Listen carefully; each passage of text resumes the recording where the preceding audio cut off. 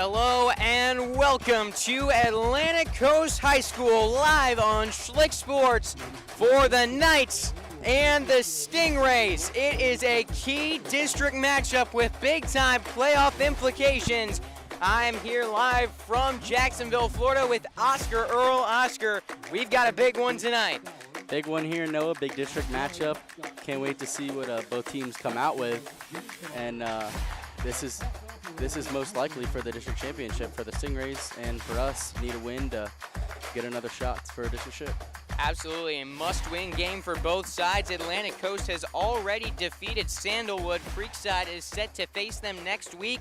So if Atlantic Coast comes with a win tonight, they end up district champions. Creekside with the win over AC can clinch their first district title in school history with a win over the Saints next week. And for this one, it's pretty much do or die for both teams. You make the playoffs with a district win. For Atlantic Coast, they lose tonight, they're most likely out of the playoffs. Same goes for Creekside. So this is a big-time game. And unfortunately for Creekside, I think they'd pretty much rather play this anywhere else, as the curse of Atlantic Coast is very much real. Creekside 1-2 all-time here at AC.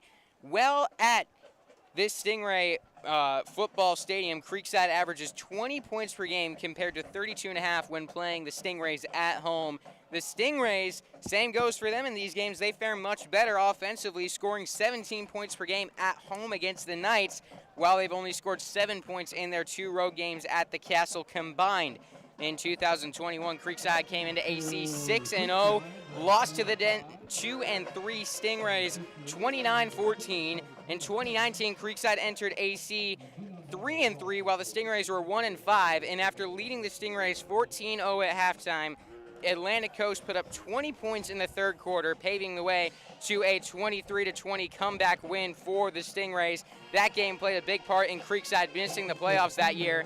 And last year, Creekside hopefully broke the streak, winning 26-0 out here at AC, but the offense still had its struggles. They were 4 of 13 on third down, averaged less than 3.5 yards per carry, and turned the ball over 3 times. The only real bright side was Sean Aschenfelder throwing for 3 touchdowns in that game. And Oscar, you were a part of that team. What were your main takeaways from that game and playing here at AC?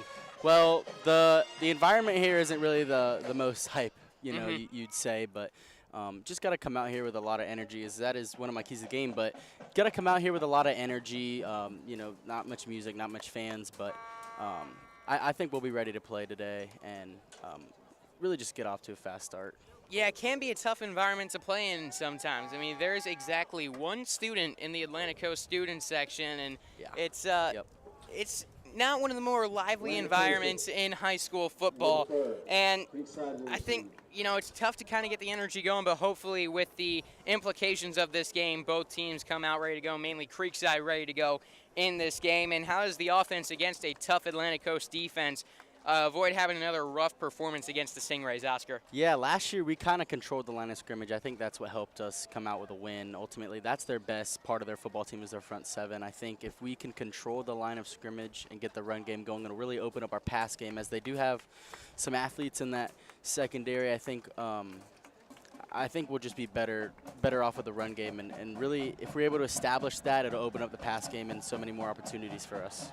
Creekside entering the field now in their all-white uniforms with red numbers, black helmets, and Oscar, Coach McIntyre going into this game echoed those statements. Creekside wants to establish the run the ball. That's what they like to do as a team, but they also know that this is a very aggressive team when it comes to run defense, and they need to pass the ball successfully if it comes to that point.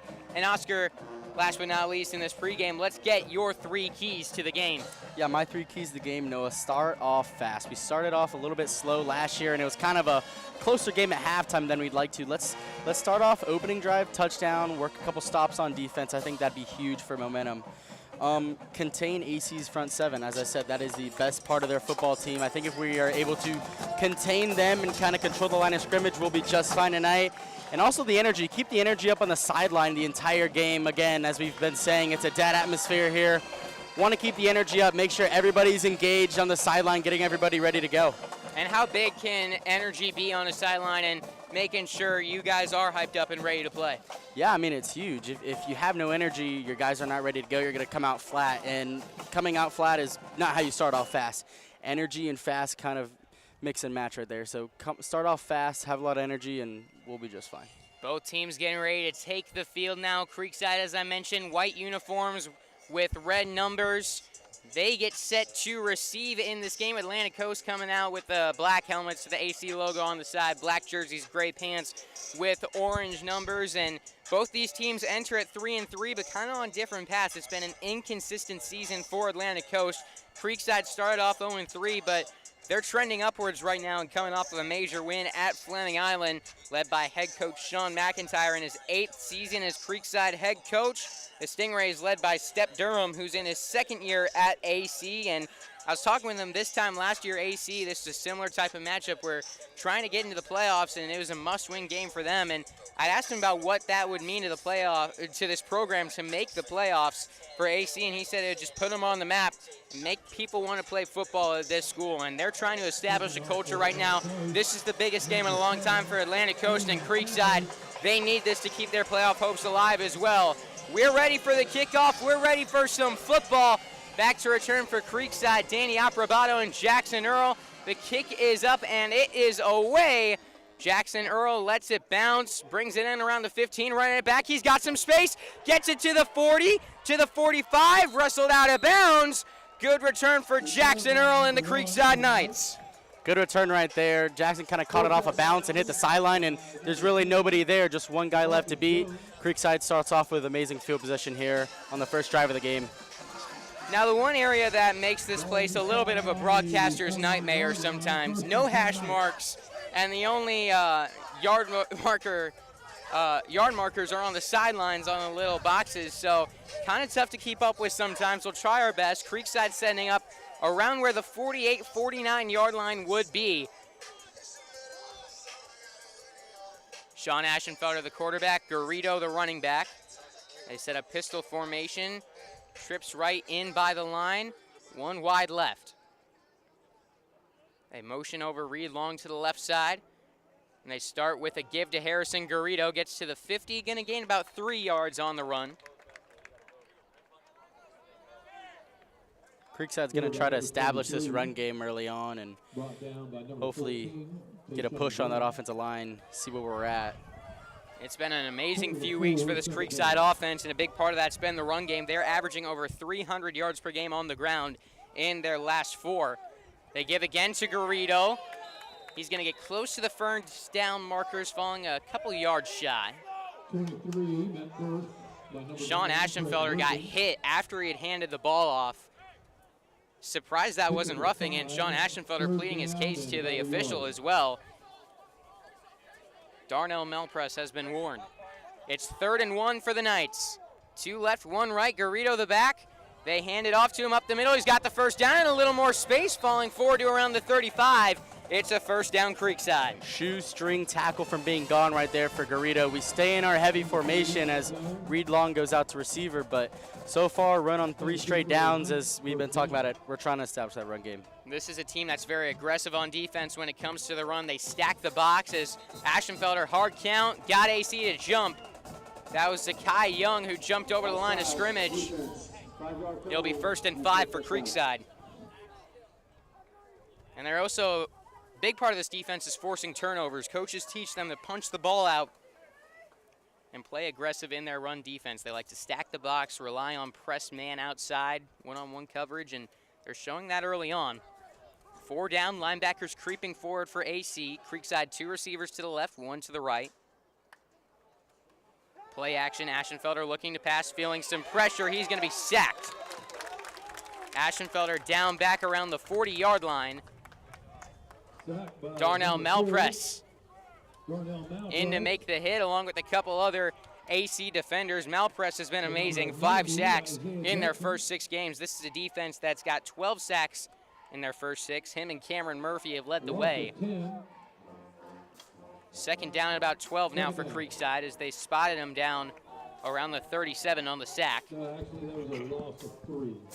Creekside Goes back to the run. Aschenfelder keeping it himself. He's got a little bit of space to the 30-yard line. Slides down just shy of the first down markers. Good play there from Aschenfelder. I think if Sean maybe would have ran another 3 yards, ran out of bounds, would have got that first down, but nevertheless, it's second and short. But on that last play, credit AC's defensive line getting home right there. They kind of went into man coverage and just sent the house, and the two edge rushers really put pressure on Sean, and nothing was open downfield, so credit to their defense. Third down and short. One left, two right. They give to Garrido, trying to get the 25. He does so successfully. First down, Creekside. Knights move the chains on the ground again.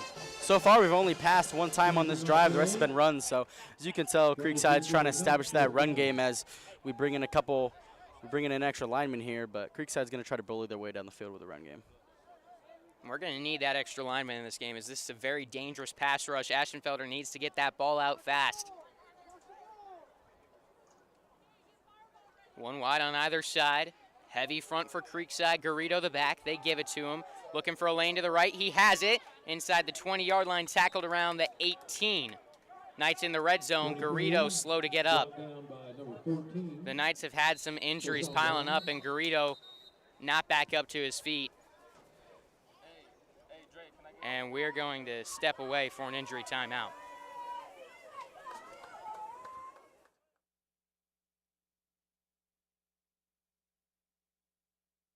When the Creekside Knights need someone they can trust on the field, they count on each other. When it comes to planning for the future, their families can count on Chris Letty at Heekin Law. Chris Letty is a local St. John's neighbor and the premier estate planning attorney in Northeast Florida. With a reputation for protecting families and their legacies, Chris is there for all your estate planning needs.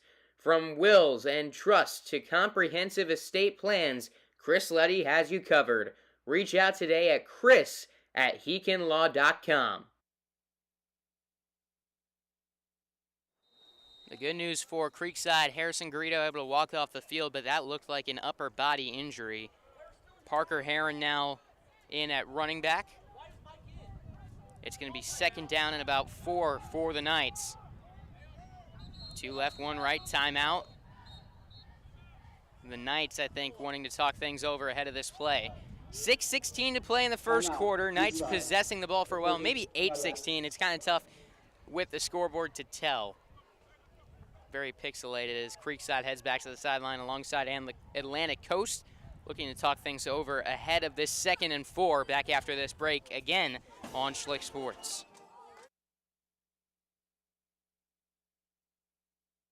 The steps you take on purchasing or selling your house should never be taken alone. As a North Florida top real estate professional advisor, Angela Tharp has served our area's families for the past 25 plus years, with almost 700 closed transactions in our area. Those who close... Sorry to Angela Tharp as these teams quickly back out onto the field. 2nd down and 4. 1 wide on either side for the Creekside Knights. Harrison Garrido back into the game. That's great for the Creekside Knights. Star running back. Hopefully just got the wind knocked out of him. Going up the middle on this carry. Around the 15-yard line. He's close to the first down marker. Going to be about a yard short. 3rd down and 1. Good carry right there by Garrido, trying to find a hole. It's now 3rd and short. Let's see if the Knights continue to try to pound the rock or if they almost surprise us with a pass right here. As we still have only thrown it once on this drive, but nevertheless, 3rd and 1. Time update, 7:50 to play in the first quarter.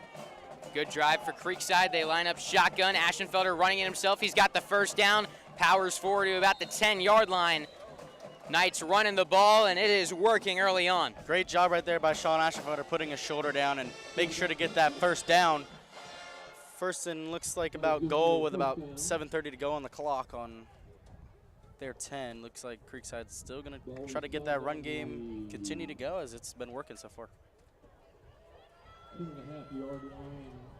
It looks like it's not 1st and goal. 1st and 10. Yard to gain's about the half-yard line. They give to Garrido up the middle. Patient on his run. Lets the blocks develop and gets forward to about the 6-yard line. That's where I feel like, would you agree that Garrido, we're seeing more patient runs from him this year? 100%. Last year, I think it was just whatever the design hole is, he's going to go. And we've seen it a couple times in this drive where he's been patient and bounce it out to the outside or cut it into the inside. He's been very good about that this year. Knights with 2 left, 1 right. Michael Bysham getting the start with Eros Taufer out with an injury. They give left to Garrido, cutting it back inside the 5 and into the end zone. Touchdown Creekside. Well, the Knights establish the run and break into the end zone. That is a great first drive for Creekside. Great first drive. Creekside still only threw the ball once, but they didn't really need to that whole drive. We got it into a lot of second and third and manageable, and Garrido just does what he does best, grounds and pounds, and into the end zone for an early 6-0 lead, hopefully 7-0 with this Evan Marchand extra point. Marchand 20 of 21 on PATs this year. This kick is good, and it is 7-0 Creekside out to the early lead over Atlantic Coast. 6:41 to play in the first quarter. Creekside Knights scoring plays are brought to you by CMIT Solutions of Southwest Jacksonville. Back after this break on Schlick Sports.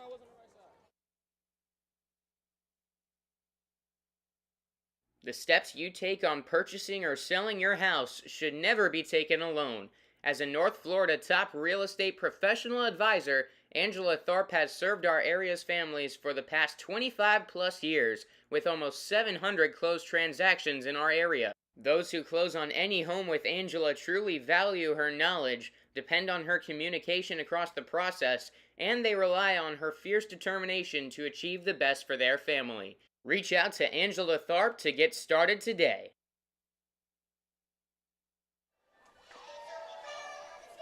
Back now at Atlantic Coast High School after the nearly 6-minute touchdown drive by Creekside, in which they only threw the ball once. And I know the big plays are awesome on the sideline. They'll get you going, but I think sometimes, especially to open up the ball game, to be able to just put together a long, sustained drive, a physical drive, that's got to feel great on the sideline. That's always one of the best feelings from an offensive standpoint, being able to really beat your opponent on almost every single play, just gain yards here and there, and ended up with a scoring drive with 6 minutes to go as we just kicked it off, but huge way to start.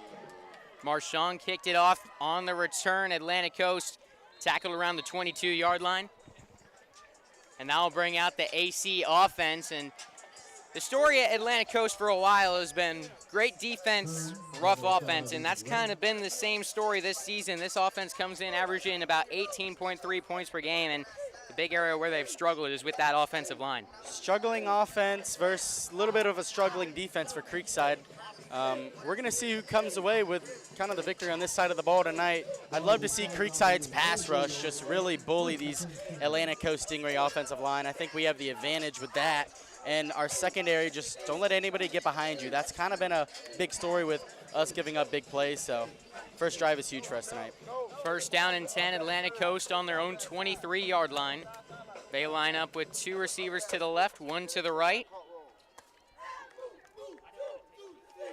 Quarterback is Rocco Menego. He looks to pass, firing up the field. It is incomplete. Nico Weiss in coverage. Good play from the Knights DB. Great job by Nico, just kind of staying in phase, staying on that phase. Got just a little bit behind him, but enough to slow him down and stay right with him. And a little bit of an overthrown ball for the quarterback. Yeah, and you can see Atlantic Coast trying to hit on the big play. That's what this offense lives on, is those big plays. And Creekside hoping to avoid some of those tonight, because this is an offense that Creekside wants to make them sustain drives. They're 30% on third down. They live and die on big plays. More on that coming up. Split back formation. 2 receivers left, 1 wide right. It's a little pass to the running back. Dump off to the flat, and Creekside all over it. Only to about the 28. It's going to be a 5-yard gain, and Step Durham, the head coach, is frustrated. He's hot on the sideline after that play. Good pursuit by our defense. Earl was in the first one to make the tackle for about a 5-yard gain, but great job by our Knights, kind of all swarming to the ball at once. That's one thing you definitely want to see. It'll be 3rd down and 5 yards to go for Atlantic Coast. They line up trips right, 1 left. Shotgun formation again. Jordan Bell, the running back, to the left of Menego.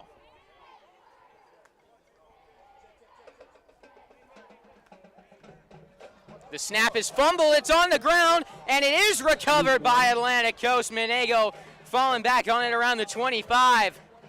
And it's looking like it should be a 3-and-out for the Creekside Knights. Miscue by the center and the quarterback there. Quarterback was not ready for the snap, and luckily AC gets it right back. But nevertheless, they're punting here on 4th and long, and offense going to look to get another good drive going. They do line up to punt here on about 4th and 8.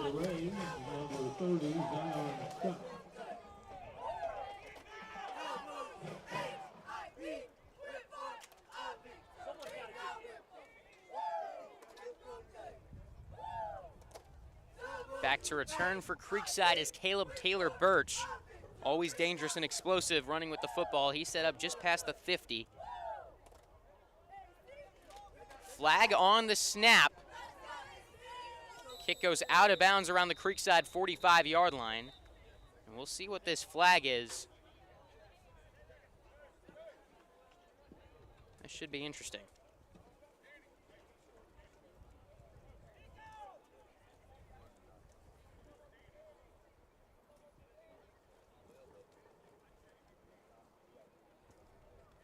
After the officials' conference. Legal formation, 5 men in the backfield on the offense. 5-yard penalty, still 4th down. So as a pre-snap penalty, illegal formation. Now we'll back them up and we'll do this punt again. Some early miscues from AC, costing them early on. 100%, and I think Creekside accepts that penalty as Caleb Taylor Birch is lined up at the 50. I think they want some really good field position here, as that ball looked to be punted around the 40, and I think they want Caleb Taylor Birch to try to get a return right here and maybe even get into the end zone. They forgot to move the ball back 5 yards, so now we're doing that. And more miscues as they only have 10 on the field. Now they got the 11th running on. AC off to a rough start. 4:44 to play in the first quarter. It's 7-0 Creekside.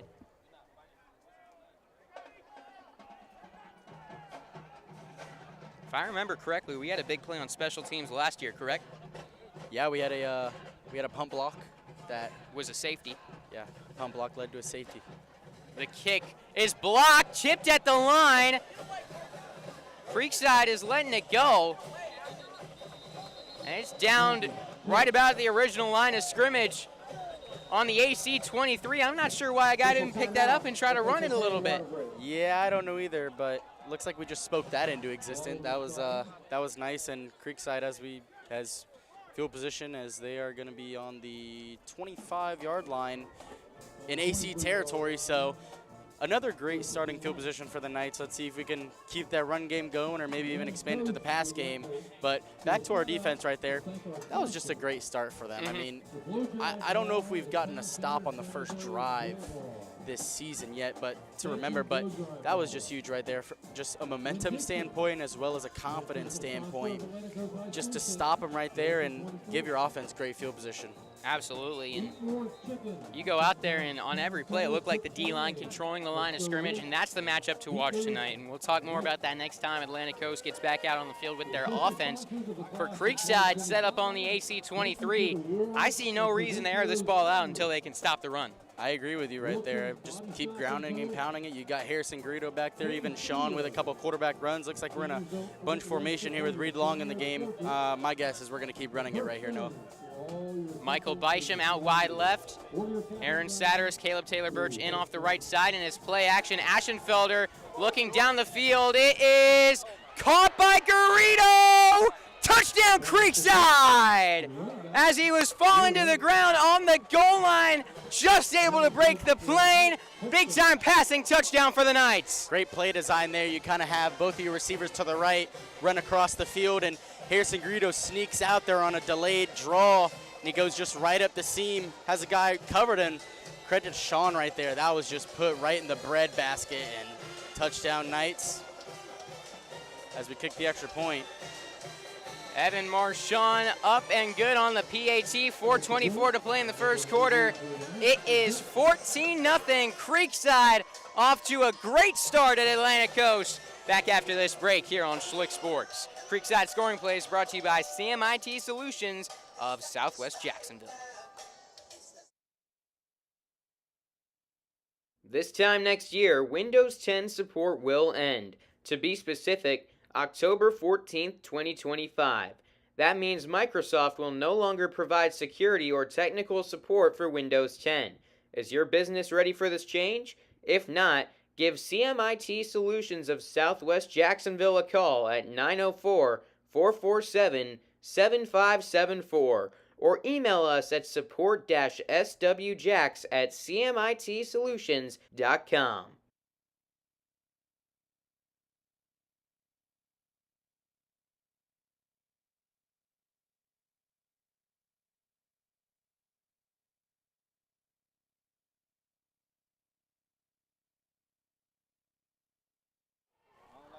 Back after another Creekside touchdown. It is 14-0 Knights as they get ready to kick it away. 4:24 to play in the first quarter.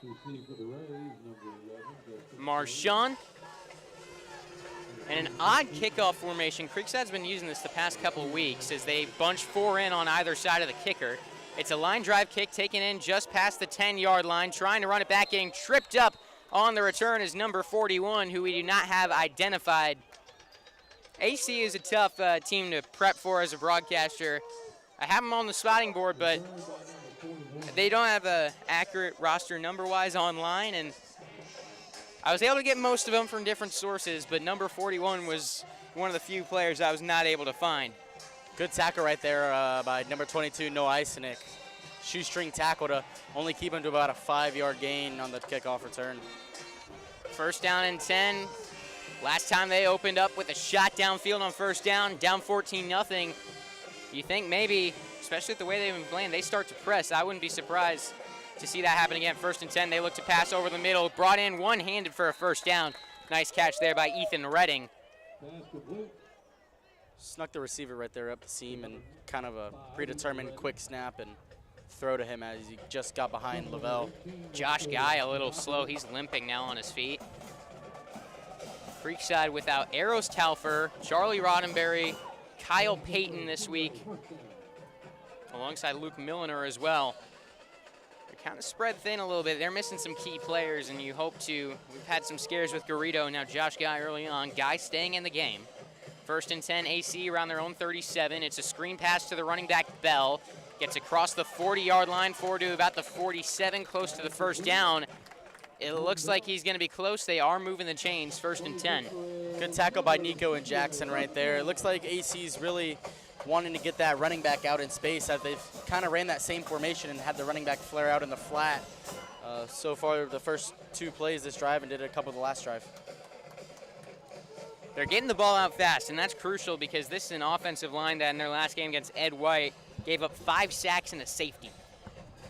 That Creekside D-line wants to win that battle. Atlantic Coast doesn't want to give him time. Tice Donnelly there right away on the screen. It is complete. Past the 50-yard line, shoestring tackle forward to the Creekside 47 goes Jeremiah Evans.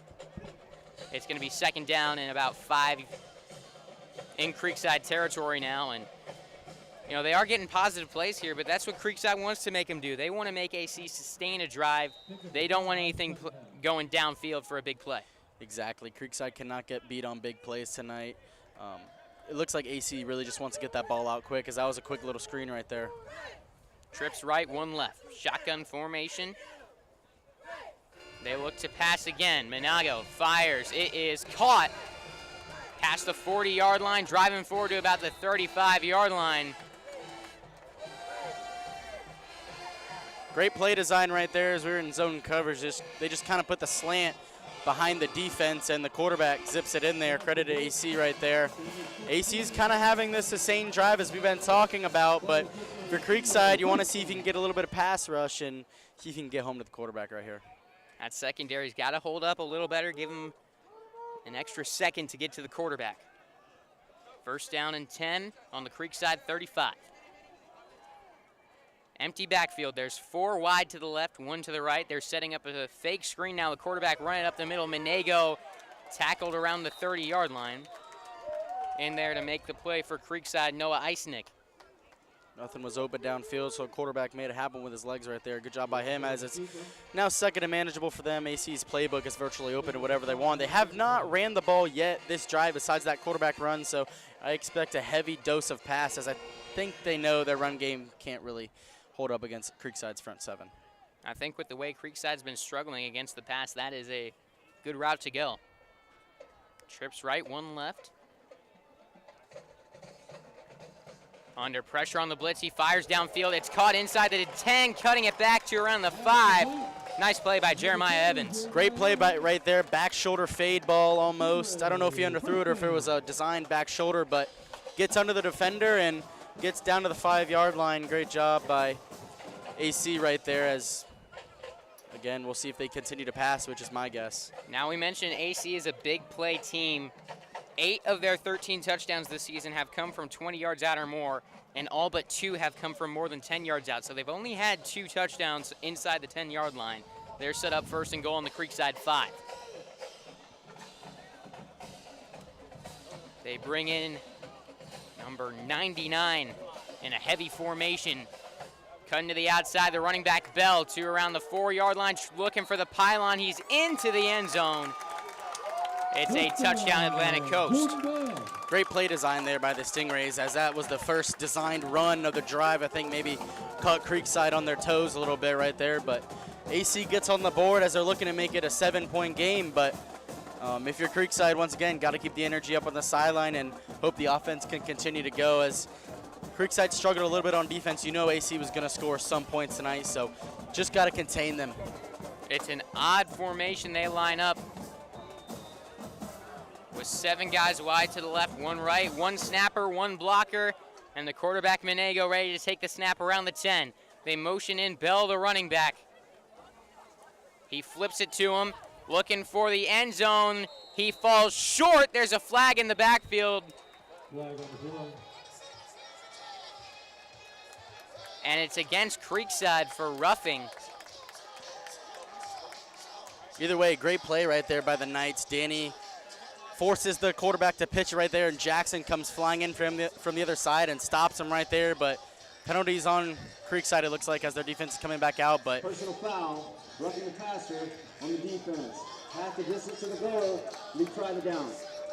But as I was saying, that was just a great job of rallying to the ball, and even if you're not in the play, flying to it, because you never know what's happened. Jackson was supposed to be in that play. That was just a jet sweep that he was on the other side of the field and came flying in, made the tackle. As we'll see if they line up in that formation again. Mandarin ran that formation against us, and looks like they're going back in it. Same formation on about the 1-yard line. This has become really popular across high school football. We've been seeing a lot of it. Creekside's running a bit. He looks to pass, fire, and it is incomplete. Nice play by Garen Blaylock coming in and knocking it out of the hands of the linebacker, Cameron Murphy. And that'll keep us at 14-6. 1:36 to play in the first quarter. Knights up by 8 when we return on Schlick Sports.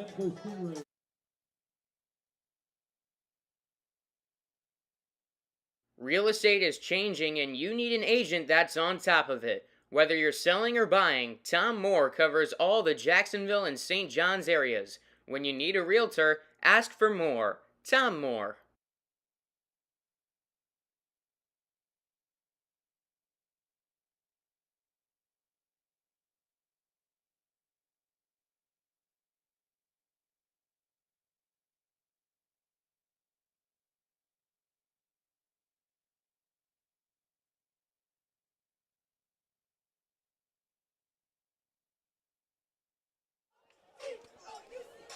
Welcome back here to Atlantic Coast. It is 14-6.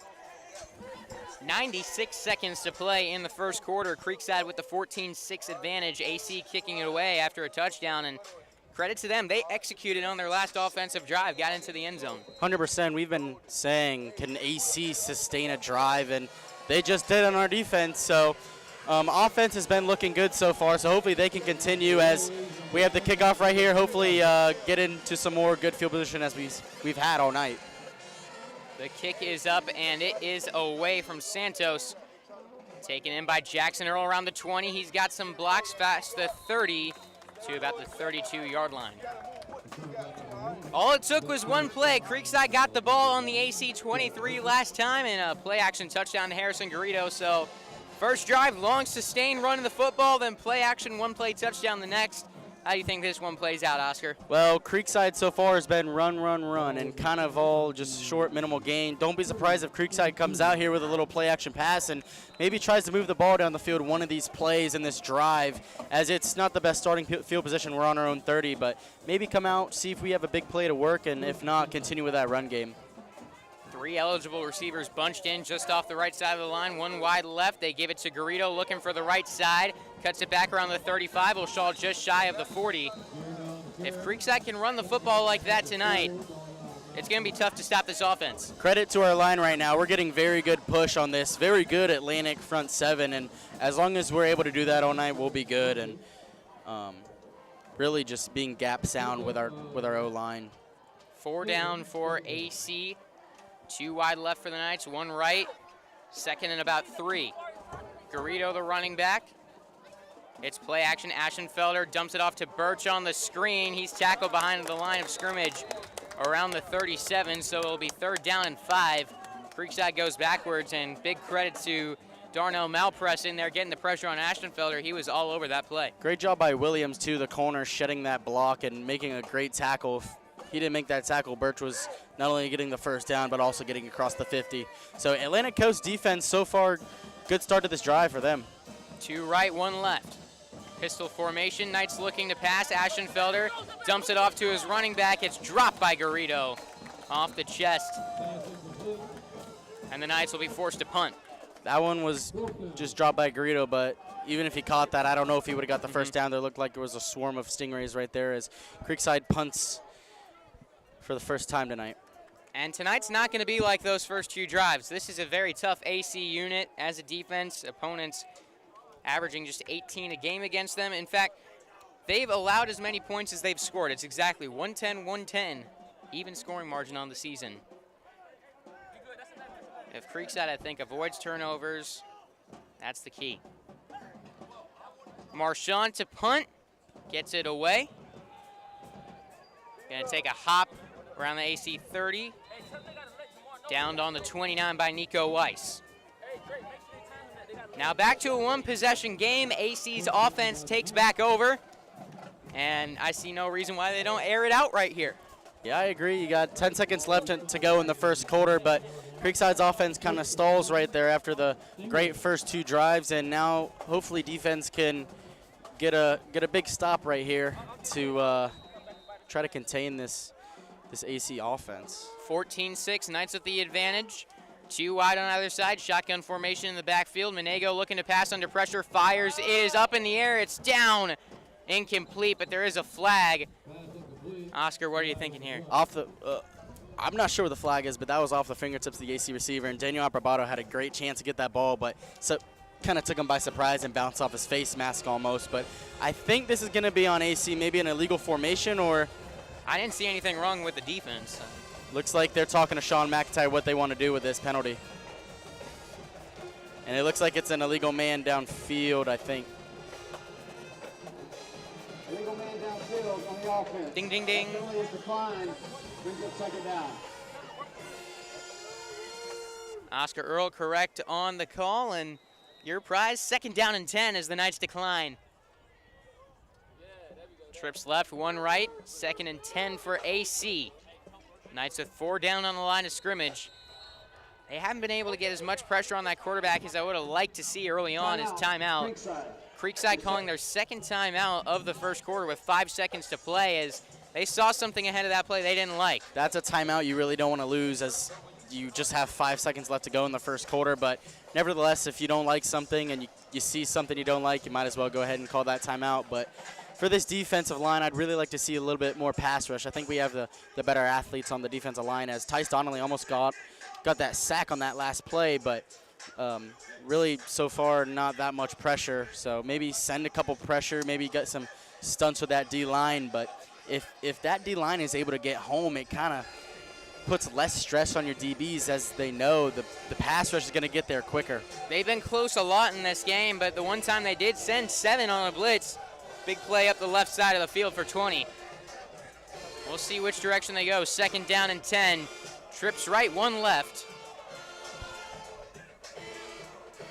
Shotgun formation for AC.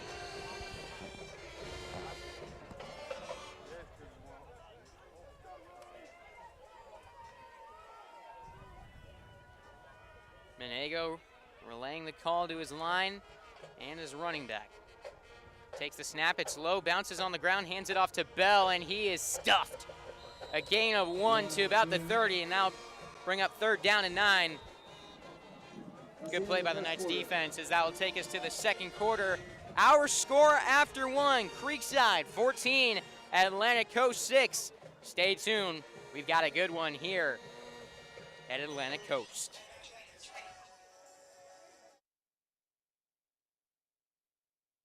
Are you ready for your big moment? Be the MVP of your next vacation by letting Dapper Travels tailor the playbook for an unforgettable adventure. The veteran-owned Dapper Travels curates exceptional Disney vacations, luxury cruises, and authentic European experiences. When you scan the code on the scoreboard or visit dappertravels.com, you're on your way to scoring a vacation touchdown. Reach out to start planning today.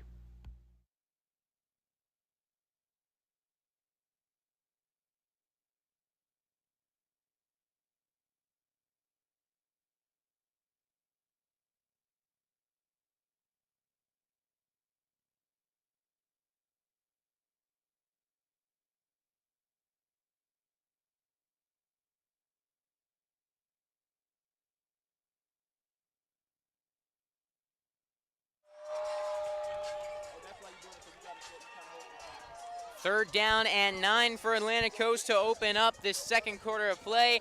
Creekside with the 8-point advantage, 14-6. And this is one where you got to get off the field 3rd and 9 against the offense that's struggling in these types of situations this year. AC opens up, split back formation, 1 left, 1 right. There's the snap, looking to pass. Menego firing deep up the left side. It is incomplete. Nice defense from Nico Weiss. Physical play on the ball. He's able to knock it away, and didn't look like he was grabbing or anything. Got the head around.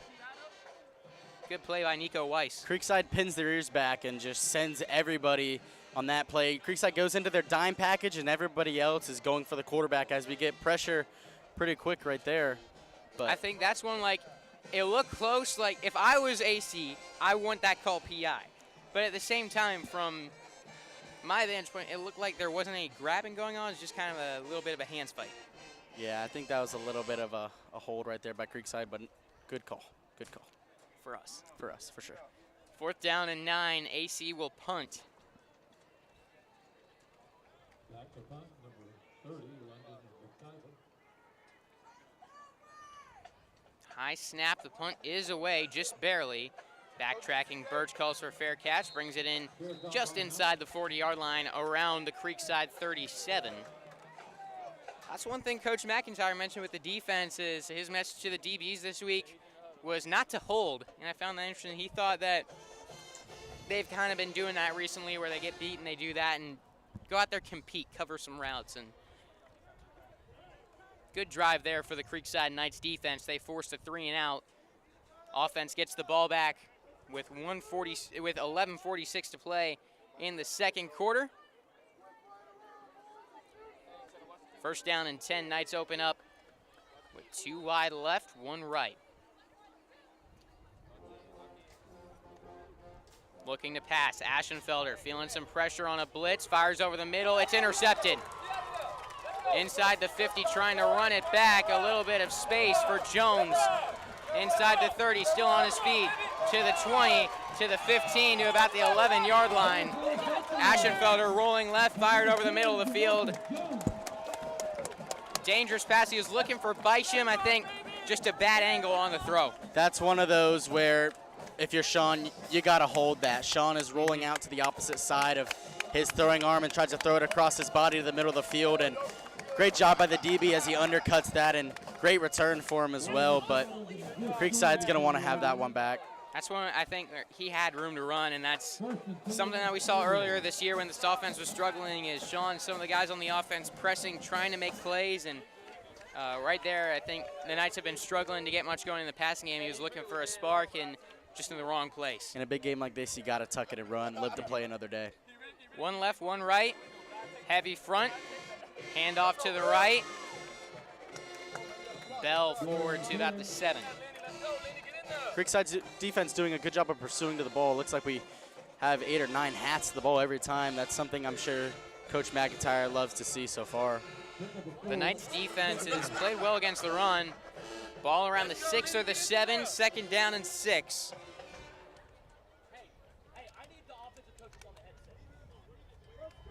One left, one right.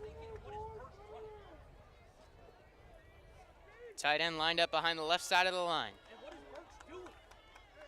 They hand it off to Bell up the middle, nothing doing. A crusade of Knights bring him down at the 6.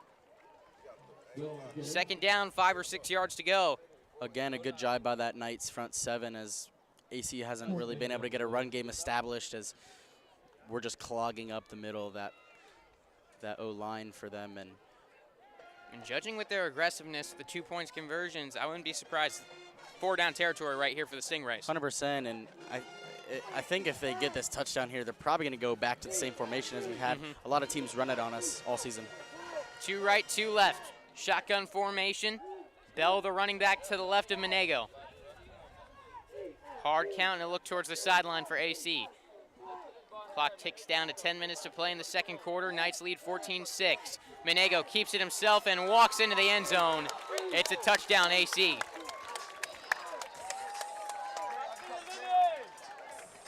And right there, that one's on the offense. 100%, and looks like AC just gets a flag for excessive celebration. However, that's a great job by the quarterback. Nobody accounted for him on that read option, and I'm sure that's something that Coach Mack would not going to be happy about on Monday in the film room, but also that's probably a play AC doesn't run as he's not the most mobile quarterback. However, you still got to have somebody account for him right there. So credit AC's offensive play caller for that one, and Creekside now still up by 2 as looks like they're going to just kick this and settle for the points. Yeah, they're backed up 5 yards with the penalty. So they're going to kick the extra point unless it's a fake. And Dead ball foul, unsportsmanlike conduct, number 8 on offense. 1 on time down. back him up 10 yards. So a little longer on the PAT, definitely no gimme. Yeah, this is Now 15 yards, there must have been something extra there. Yeah, this is a very This is going to be about 34 yards. much lower percentage than a give me PAT. It's Ian Santos is the kicker. Got to watch the fake from right here. This far out, eyes on someone breaking deep. They do get the kick up, and it is blocked. Looked like Colton Lavelle or Rohan Thompson making the play, and the score remains 14-12. 9:52 to go in the second quarter. Atlantic Coast takes advantage of the pick and the great field position. Get it back to a 2-point game here on Schlick Sports.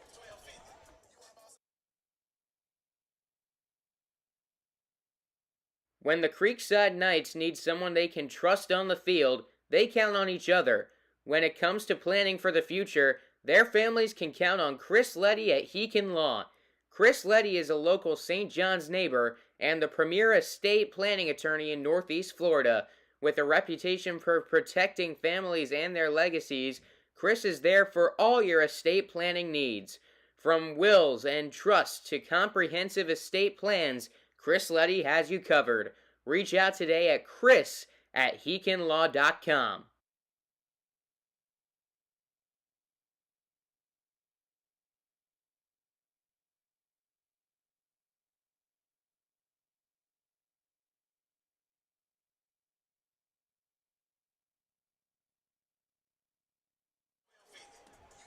Well, Oscar, Creekside getting the ball back, but now only holding on to a 2-point lead. What are you seeing from this Creekside team? What do you see during the break, especially we were talking about it? Well, as I look at our sideline, we have no energy, no juice. No guys look like they're trying to go hype up their teammates or nothing. So that's one concern I have. But another concern is AC, I think, now has a lot more confidence than they did at the start of the game. Excuse me.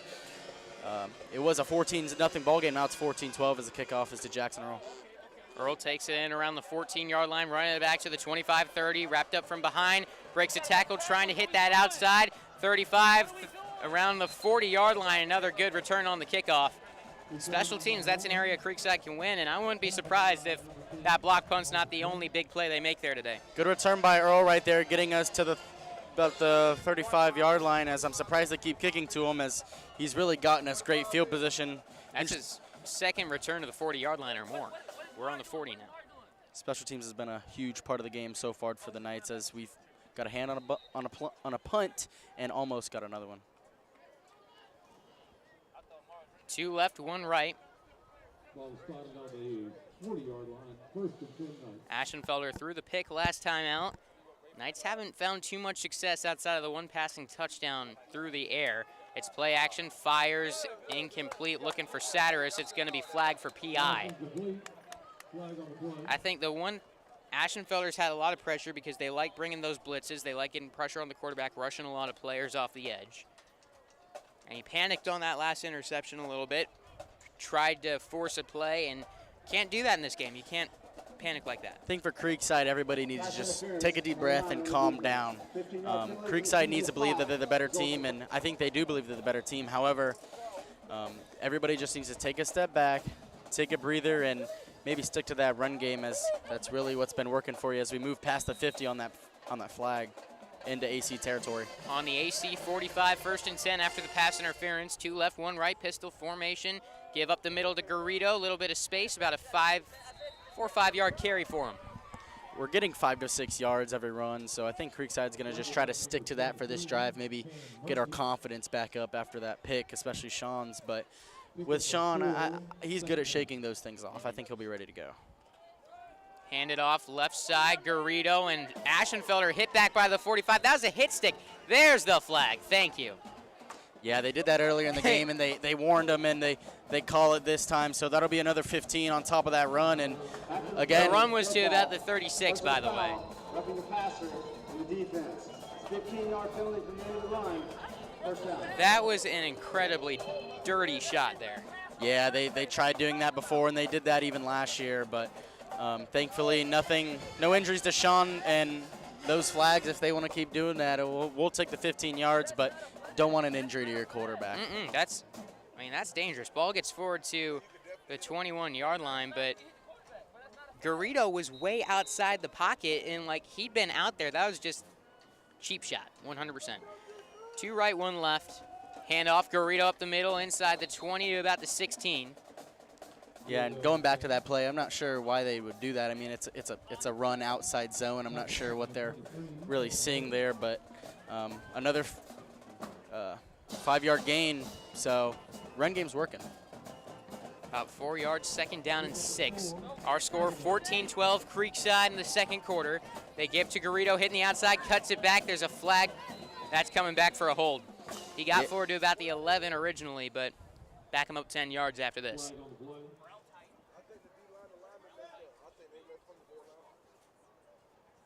Yeah, and Creekside's kind of backed up right here. I think we're going to maybe look to push the ball downfield in the air, but 10-yard penalty from the spot of the foul. Replay second.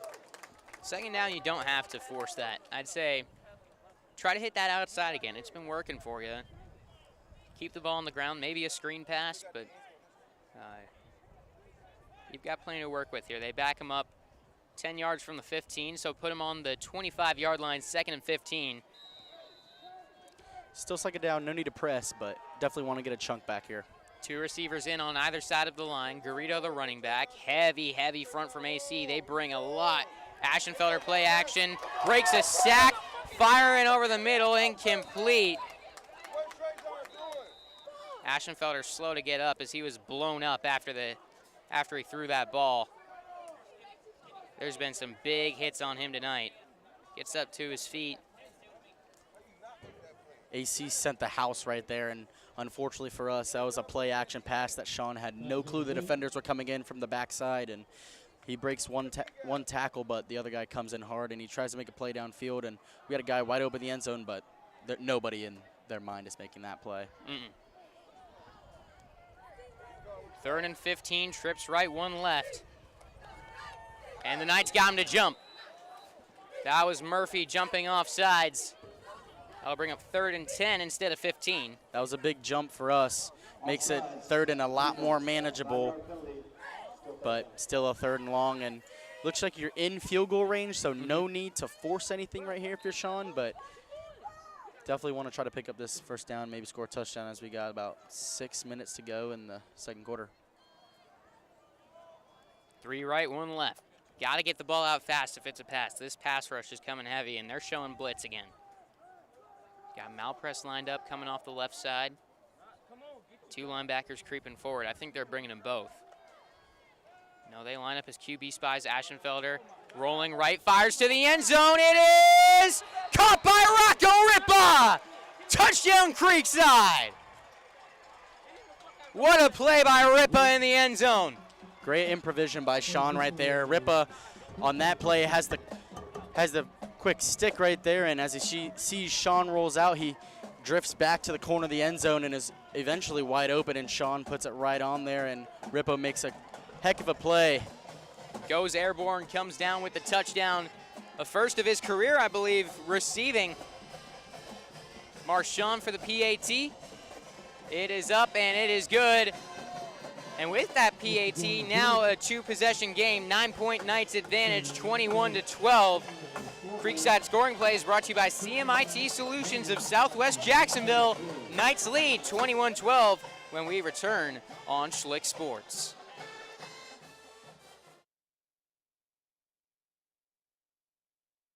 This time next year, Windows 10 support will end. To be specific, October 14th, 2025. That means Microsoft will no longer provide security or technical support for Windows 10. Is your business ready for this change? If not, give CMIT Solutions of Southwest Jacksonville a call at 904-447-7574 or email us at support-swjacks@cmitsolutions.com.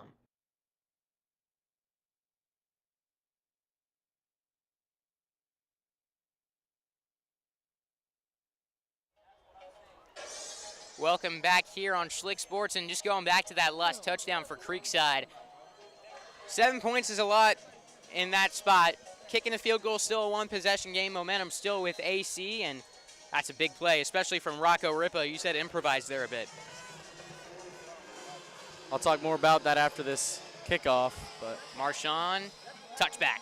Touchback into the end zone, but again, that wasn't Ripa's designed route. He had a hitch route right there, and Sean rolled out and really improvised, just kind of ran to the back pylon, and Sean put it on him. And again, Ripa made a heck of a catch, but as this game goes on, I wonder if that kind of is a momentum shift and a huge play, because if we settle for a field goal right there, it's still a 1-possession game, but now that makes it a 2-possession game. So just curious to see how this game plays out and to see if that is a huge turning point in this game. And that's killer for AC. You looked like you'd stopped them on a drive where they were rolling. It's 3rd and 10, and they get the 20-yard touchdown pass.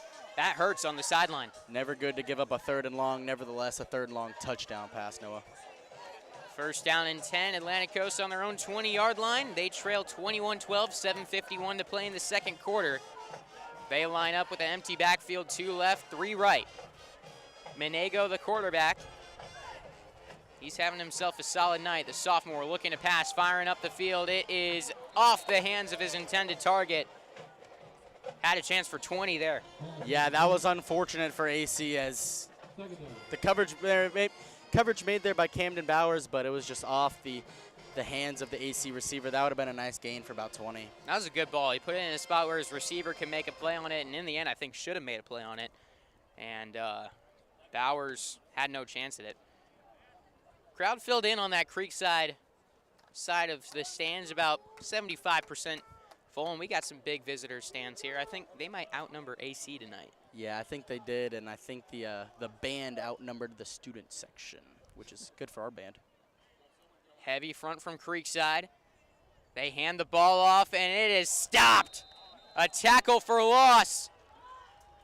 I believe that was Luke Johnson making the play. Great job by Luke Johnson, shedding off an offensive lineman and sticking his nose in there, making a tackle for loss. As this brings up a 3rd and long, 3rd and about 11, and if you're Creekside, you got to get off the field right here. Cannot allow a big play. Don't be surprised if AC targets the sideline for another go ball, as that's hasn't been completed, but it's been very close to being completed. And this is kind of that early body shot you can get with the defense. Looks like Knights are back in their dime package. Curious to see if we're send a blitz. 3 out wide, 2 right, 1 left. It's play action, firing over the middle, off the hands of Ethan Redding. Menego had him as he had beaten Garrett Blaylock over the middle. And luckily for Creekside, incomplete. He let him just a little too much, but still a play he should have made. 100% he should have made that play, and if he made that, all he had to do was make one-way miss, and that was for 6. But huge for our defense, unfortunate for Atlantic Coast as Tice Donnelly pretty much off rip got in the quarterback's face. So that's always a good sign to see your best pass rusher get there in the backfield. As we look to make another big play on special teams, I'm sure we're going to try to go after this punt, as the last 2 punts, one has been tipped and the other almost blocked. So don't be surprised if we block this one here. He's calling, and we blocked a extra point attempt as well. So this front's getting after it. 11 man now on the field for Atlantic Coast. Caleb Taylor-Birch set up on the AC 48 to return. The punter for Atlantic Coast inside his own 10.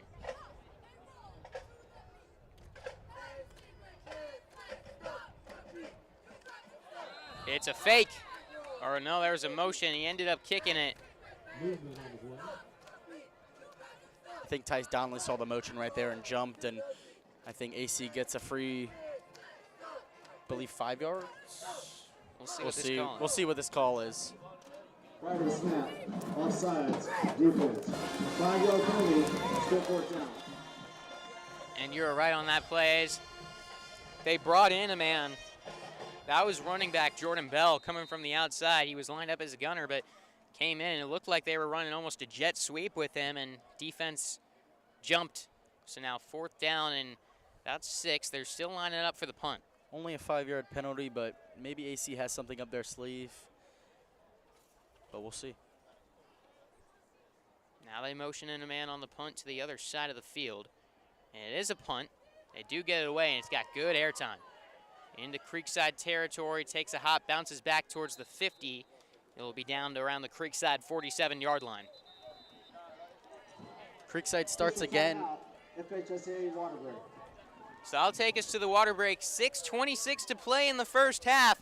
Our score, Creekside 21, Atlantic Coast 12. You are listening to Creekside and Atlantic Coast here on Schlick Sports. Real estate is changing, and you need an agent that's on top of it. Whether you're selling or buying, Tom Moore covers all the Jacksonville and St. John's areas. When you need a realtor, ask for Moore. Tom Moore.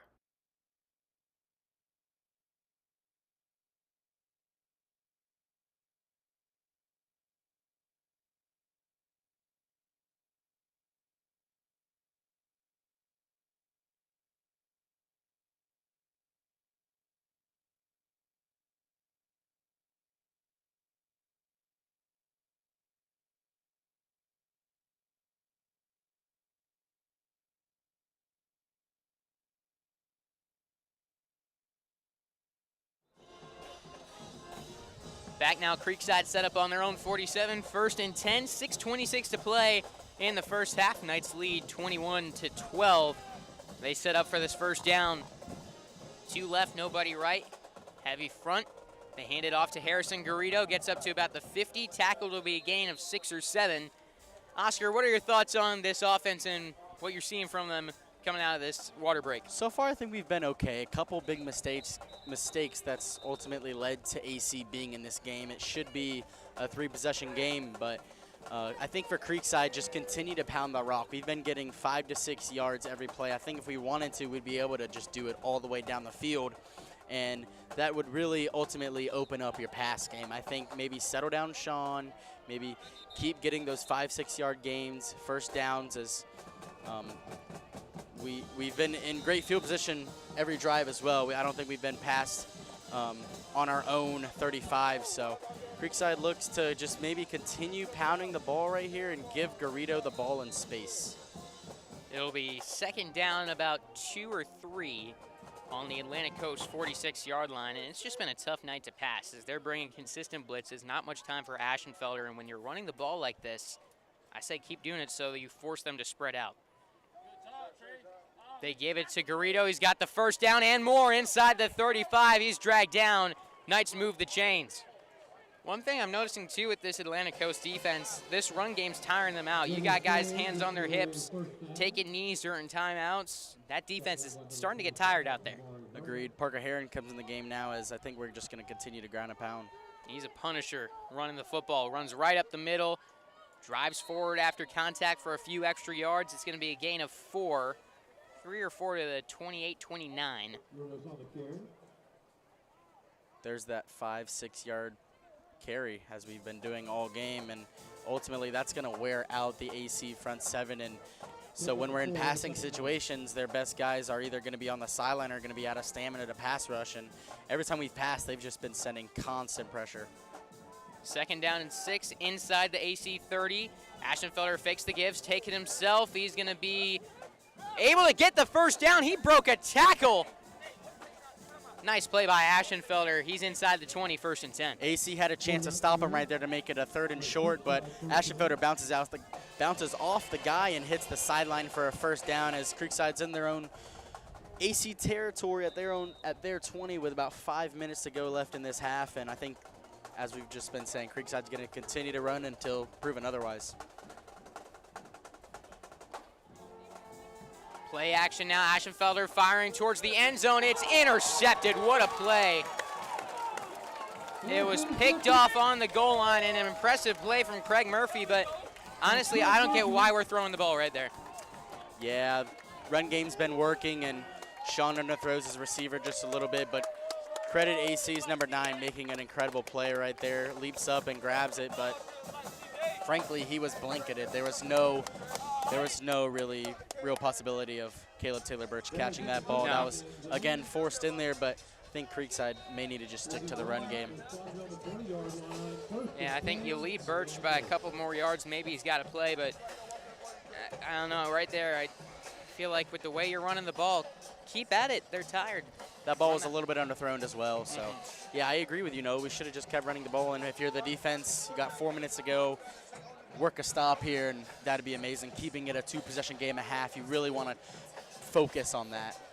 There was a touchback, so 1st and 10 Atlantic Coast on their own 20. 2 left. A fullback behind the line now, moving back, split back formation, 1 wide right.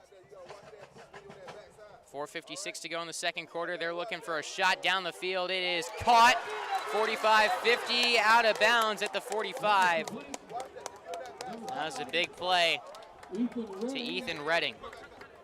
AC is making it a point to attack our corners right here. AC is just airing the ball out on our secondary. And I think if you're our secondary, you want to maybe try to get in phase and play the ball, as he's throwing an absolute rainbow, as you really have a good chance if you turn your head and you may be able to make a play. But AC is making it a point to attack the boundaries in this Creekside secondary. I do agree with that, and watching him on film, he does that often. Menego, he's got good accuracy, but not much zip on the ball. He tends to throw high arcing passes. Get that head around, make a play on it. 2 right, 1 left. Split back formation. Snap came before it was supposed to. Ball on the ground. It's recovered by Jordan Bell. That's the 2nd time AC's gotten away with that tonight. To be honest, no, Creekside's made a lot of mistakes, but AC is surprisingly made even more. All these miscues has really made it a 2-possession game. Or I'm sorry, it is a 2-possession game, but it really should be a 1-possession game. Just a lot of these miscues. That is the 2nd snap that AC is very lucky to fall on, as the quarterback was looking over to the sideline and they had a receiver in motion who wasn't sure if they were supposed to be in motion. But a big break for the Creekside defense, as it is now 2nd and long, and you got to stop them here with just a little bit over 4 minutes to go in this half. And keep in mind, these 2 teams only had 2 full practices, 1 last Monday and 1 yesterday. To get ready for this game, do you feel like that's having an effect early on? We'll get that answer after this. Trips left, under pressure. Menego is sacked. Knights get home. Sebastian Martin in there with Liam Ross. It'll be 3rd down at about 15-16. But do you think that limited practices has affected some of the play tonight? I 100% agree, because you need a whole week of preparation to prepare for your opponent and what they do and what their cadences are and what they key on, especially the defense, what their offensive line likes to do with their guards, if they pull a guard, pull a tackle, what their running backs' tendencies are. I just think that, I mean, it's equal, right? Both teams have only had 2 weeks of practice, but both teams have had so many miscues, and you can kind of see as it looks like they're just trying to knock the rust off, especially in this first quarter. 4 wide left, 1 right. Menego alone in the backfield. Look out, corners over the sideline, and otherwise, Danny Aprobato in the middle of the field. Those safeties got to be ready. I'm looking for a big play over the middle or up the sideline. Menego, it's a screen pass, gets it off, and it's going to be about a 5-yard gain. A little more on an extra effort. Jeremiah Evans. There's 2:46 to go in the second quarter. It's 21-12 as Creekside will get the ball back, 4th and 8. And Oscar, it looks like you want Creekside to call a timeout. Yeah, it's 4th and long here on their 50. I'd honestly be surprised if Atlantic Coast goes for this. And clock keeps on going down as I would have liked to see us call a timeout. And they are bringing their punting unit on, so you've so far burned about 30 seconds as it dwindles down to 2 minutes. But the clock just is continuing to run. Do you think Creekside maybe, though, just wants to get to half and adjust a little bit? Maybe, I think, but you have such an explosive run game that you can break a run off at any time. But with the way we're playing this, it looks like we just want to get it to half and keep it a 2-possession game as the clock is now under 2 minutes, and that's about a full minute that's dwindled off. So looks like Creekside is just trying to get it to half. When's the delay a game? That's my question. We're, I think, to 40 seconds by now. There it is.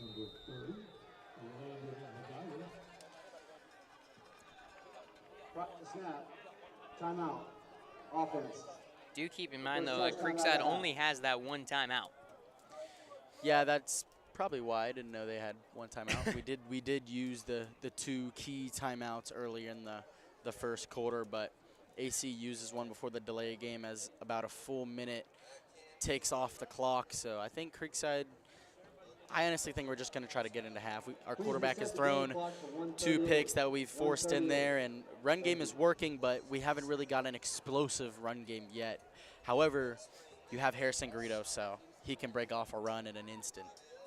Special teams coming back out onto the field now, and I think it's give and take. This is a defense that forces a lot of turnovers. They force a lot of pressure, and Creekside hasn't handled that pressure very well in this game, and that's kind of been the same story. This is an offense that always struggles against this defense, and honestly, though it's been a struggle, it's been the best offensive performance against Atlantic Coast at this stadium in Creekside history. I agree with you right there, Noah, and as the punt unit is on, I think Creekside's going to try to send pressure, maybe get this punt blocked if we have been really close. I think we're going to block one tonight. Got to watch for the roughing, though. Don't give him a chance to go for it.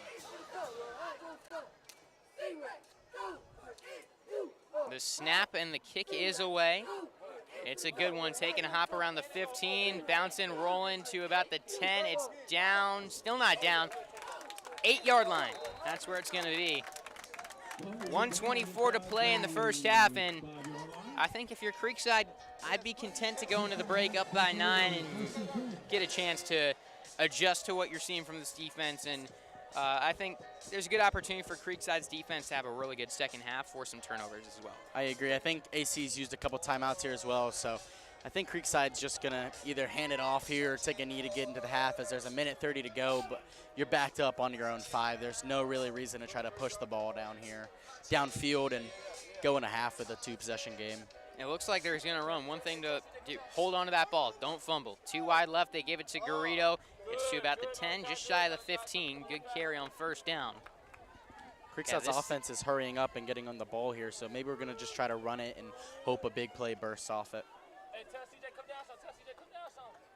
They hand it off again to Garrido up the middle, gets to the 20-yard line, tackled around the 22-23, 1:06 to play in the first half. If you're just tuning in, our score, Creekside 21, Atlantic Coast 12.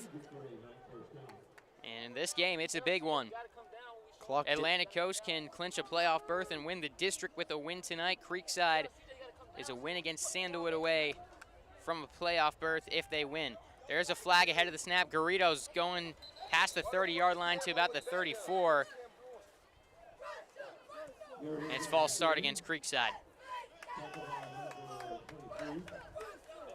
Yeah, you're backed up even more. You kind of get out of your own end zone, though, which is nice if you have to punt it. But looks like it's about to be first and pretty long right here after the false start.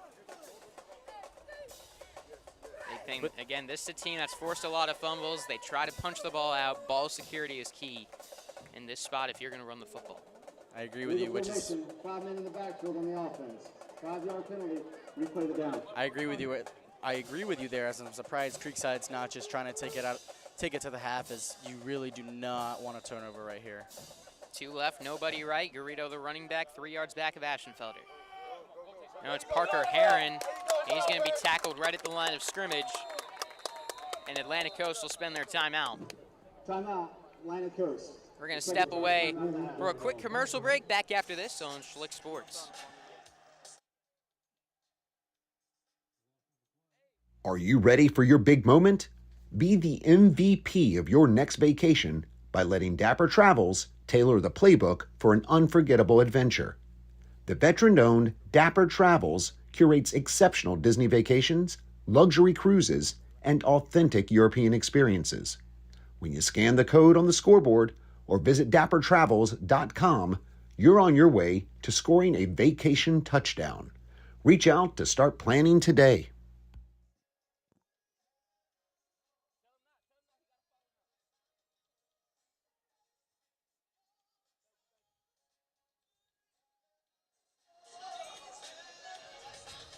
.32 seconds to play in the first half. Creekside with a 9-point advantage, 21-12. Pistol formation for the Knights, 2nd down and 15 inside their own 20-yard line. It's Garrido on the handoff. He ends up with about 6 or 7 right there. Timeout, Atlantic Coast. Atlantic Coast using another timeout, their final timeout. It'll be 3rd down and 9 for Creekside. On about their own 21-yard line. Oscar, do you take a knee here or do you give it to Garrido and maybe see if he can break one off? I think you got to give it to Garrido. I mean, they only got, well, there's 25 seconds left in the game. Take the knee, get into half. Don't let something crazy happen right here. Don't let AC get a shot to make it a 1-possession game, but my guess is we're going to run it, but we'll see what happens. Take it to the half, 2-possession game. Coach Mack's definitely going to have something to get those boys fired up for the second half, as a lot of miscues so far tonight. I mean, they've had opportunities, the Knights, to create some big-time separation in this game, and they haven't taken them.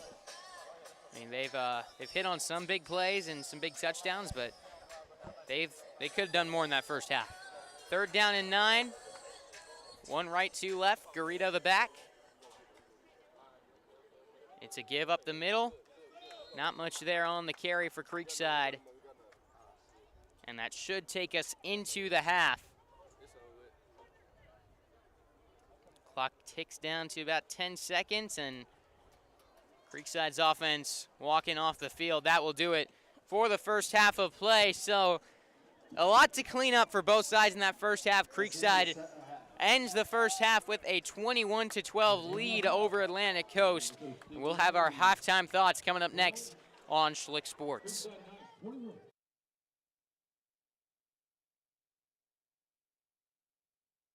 The steps you take on purchasing or selling your house should never be taken alone. As a North Florida top real estate professional advisor, Angela Tharp has served our area's families for the past 25 plus years, with almost 700 closed transactions in our area. Those who close on any home with Angela truly value her knowledge, depend on her communication across the process, and they rely on her fierce determination to achieve the best for their family. Reach out to Angela Tharp to get started. This time next year, Windows 10 support will end. To be specific, October 14th, 2025. That means Microsoft will no longer provide security or technical support for Windows 10. Is your business ready for this change? If not, give CMIT Solutions of Southwest Jacksonville a call at 904-447-7574 or email us at support-swjacks@cmitsolutions.com. When the Creekside Knights need someone they can trust on the field, they count on each other.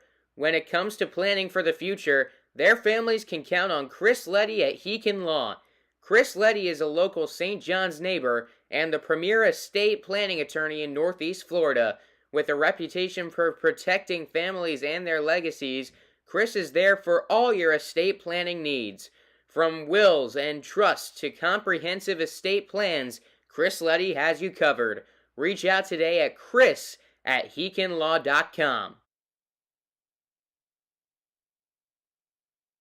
Are you ready for your big moment? Be the MVP of your next vacation by letting Dapper Travels tailor the playbook for an unforgettable adventure. The veteran-owned Dapper Travels curates exceptional Disney vacations, luxury cruises, and authentic European experiences. When you scan the code on the scoreboard or visit dappertravels.com, you're on your way to scoring a vacation touchdown. Reach out to start planning today. Real estate is changing and you need an agent that's on top of it. Whether you're selling or buying, Tom Moore covers all the Jacksonville and St. John's areas. When you need a realtor, ask for Moore. Tom Moore.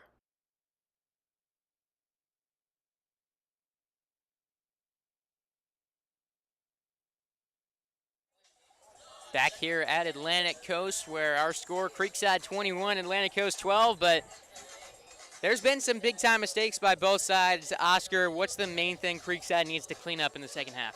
Well, we've been talking about it all night, but the simple mistakes. Creekside, it's been like a motto for the Knights team for years and years. Creekside cannot beat Creekside, and fortunately we're not losing, but Creekside is beating Creekside. We have had too many mental mistakes that maybe because of the long week and the hurricane, we've only had 2 weeks of practice. We're trying to knock that rust off maybe, but, man, we just had too many mistakes there, like with the quarterback passing, with those interceptions and forcing balls, and I think defense maybe letting the receivers get behind them. It's all things that we preach here at Creekside that we cannot let do. But if Creekside just fixes those and cleans those up, I think we'll be okay in the second half, and I think we need to get our confidence back up, honestly, Noah. I think we've kind of lost a little bit of our swag, and AC's juiced up, and as I look to our sideline, we're really not. We're just kind of dead. So simple mistakes and keep the energy up. Those are my two things. And there was some really good moments there. The run game's working well. Sean has made some really good plays out there. What have you seen that Creekside can build on in the second half? Creekside's run game. Creekside's run game has been getting you 5 to 6 yards every single carry. We've been controlling the line of scrimmage, as that was a big challenge coming into this week. AC's best part of their team is their front seven, and Creekside's offensive line has been able to control them. I think Creekside needs to lean on that run game in the second half. We haven't really been having that much success in the passing game, as everything we've been doing is kind of deep concepts, and to be honest, they've been blanketed, and our run game has been working all night. I think the coaches know that. I think the coaches are going to go back and rely heavily on that run game and let Garrido work. I think with Garrido in space, I don't think there's much that AC can do, and our offensive line has really been the story. I mean, the offensive line has been playing great tonight, especially the run game. Pass blocking has been a little bit iffy, but AC's been setting so much pressure. It's so hard for Sean to have time in that pocket.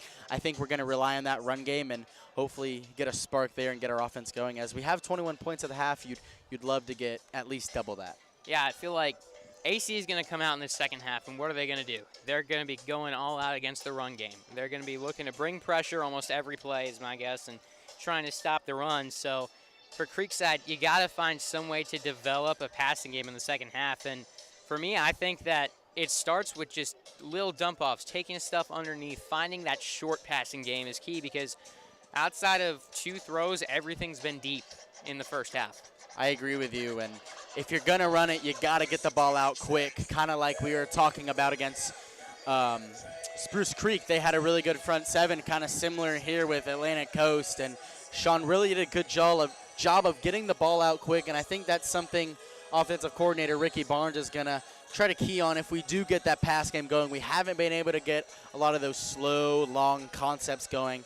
A lot of Sean catching the ball and getting it out, as if AC is going to send that pressure, we have a lot of man beaters in the playbook. I think we're going to look to try to extend that and get the ball out quick. Because I think we've seen some of those long, more plays that develop over time worked the last few weeks, but with a team like AC that brings the blitz on almost every play, it seems like you don't really have time for those to develop. So Creekside got to figure out something there in the second half. And defensively, I think up front they're doing all right, but I think there's definitely some room to improve there in the second half, and I think that starts in the secondary. I agree. I think the secondary's been having a rough time. Credit the Atlantic Coast play caller and the Atlantic Coast quarterback and receivers. I mean, they have been on the same page all night. They have came in with a game plan of attacking our secondary, and they have definitely done that tonight.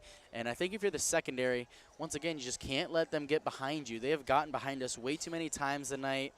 I think you got to play the ball. I don't think we're really playing the ball that well tonight, and we're not making it an emphasis. I mean, you can go and pick this quarterback off if you wanted to. The ball is a very rainbow, very long. But, yeah, the secondary, is just I think it needs a little bit of work on tonight, and I think the coaches are going to fix that, and we'll come out in the second half, and we'll be ready to go, especially in the secondary. But, again, our defensive front, great job so far. No complaints there. Pass rush and run game has really been getting to it. Yeah, this is an Atlantic Coast team that turned the ball over 3 times in their last game against Ed White, and there's been chances. They've gotten a little lucky with a few fumbles tonight. They fumbled it 3 times last week. They've thrown 6 picks this season. I'd like to see Creekside force a turnover here pretty fast coming out the second half. That will do it for our halftime show. Back with the second half of action in about 12 minutes here on Schlick Sports.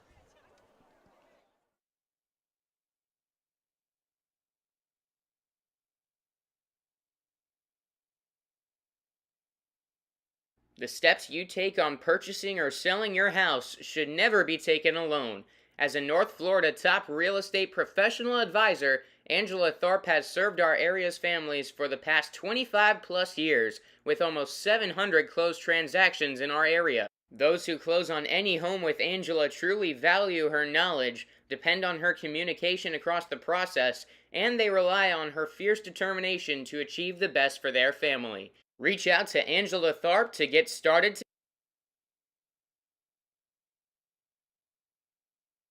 This time next year, Windows 10 support will end. To be specific, October 14th, 2025. That means Microsoft will no longer provide security or technical support for Windows 10.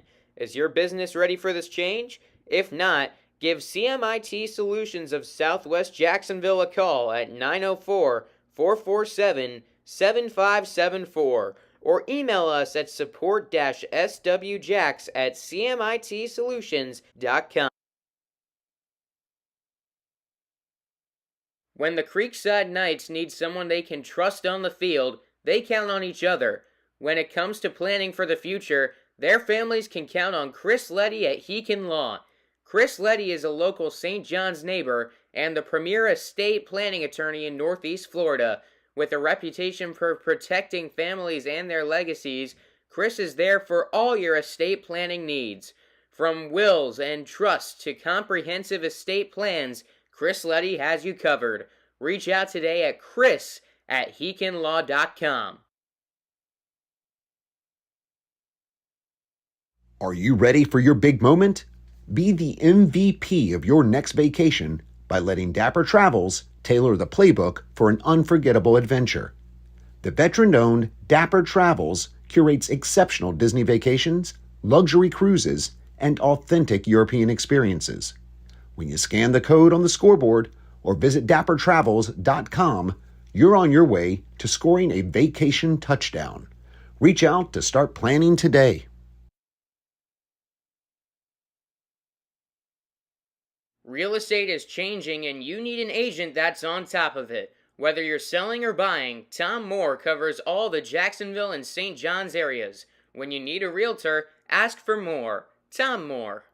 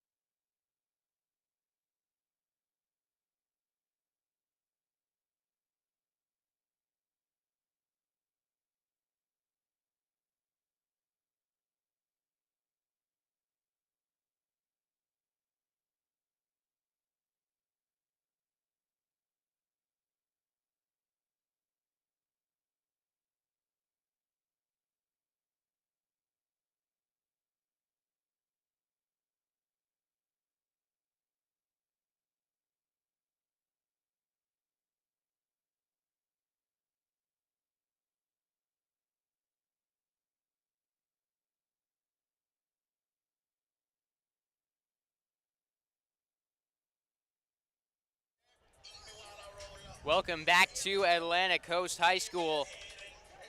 21-12, Creekside with the lead. They will kick it to Atlantic Coast with a 2-possession lead.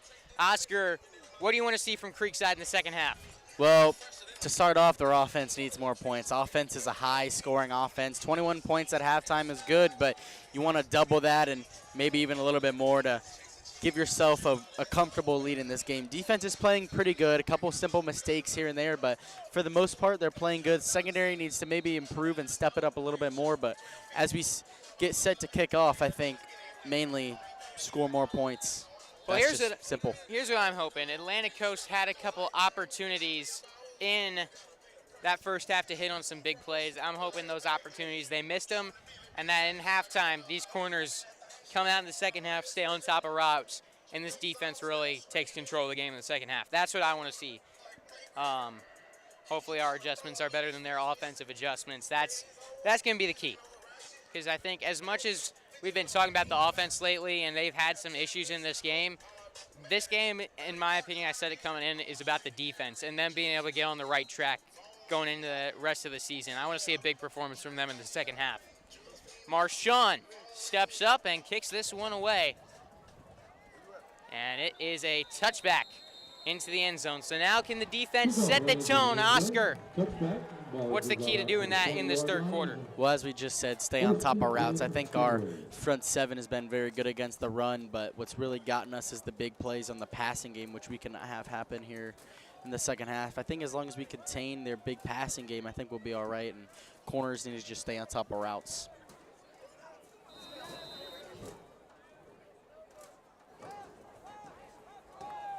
Here we go. Atlantic Coast lines up, trips right, one left, shotgun formation. Jordan Bell's been the running back tonight. He's in with quarterback Rocco Menego.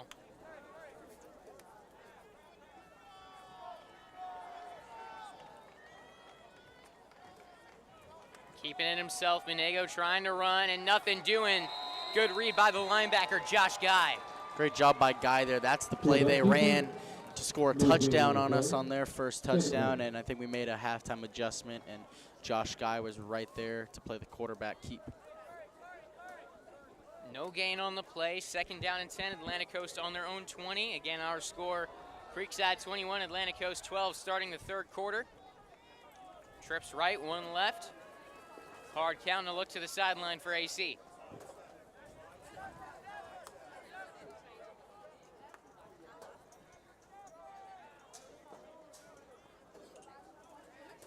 Menego. Quick screen pass. It's caught to about the 25-yard line, out of bounds. Danny Approbato is all over that. He almost got a hand on the screen. It's a gain of about 8 in the end.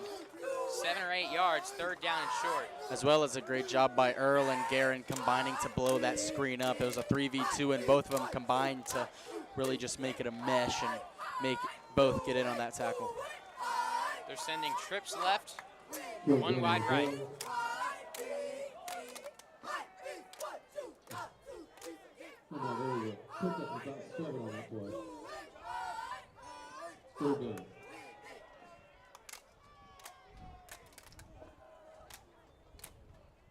It's a give up the middle, and that's good for a first down. Just shy of the 35-yard line. Jordan Bell with a nice carry, steaming forward up the middle. That's the best run AC's had all night. Looks like they made an adjustment with the line right there as they shot it right up the middle on our 4-down set. AC may try to get the run game going here early in the second half. First and 10 set up right around the AC 35.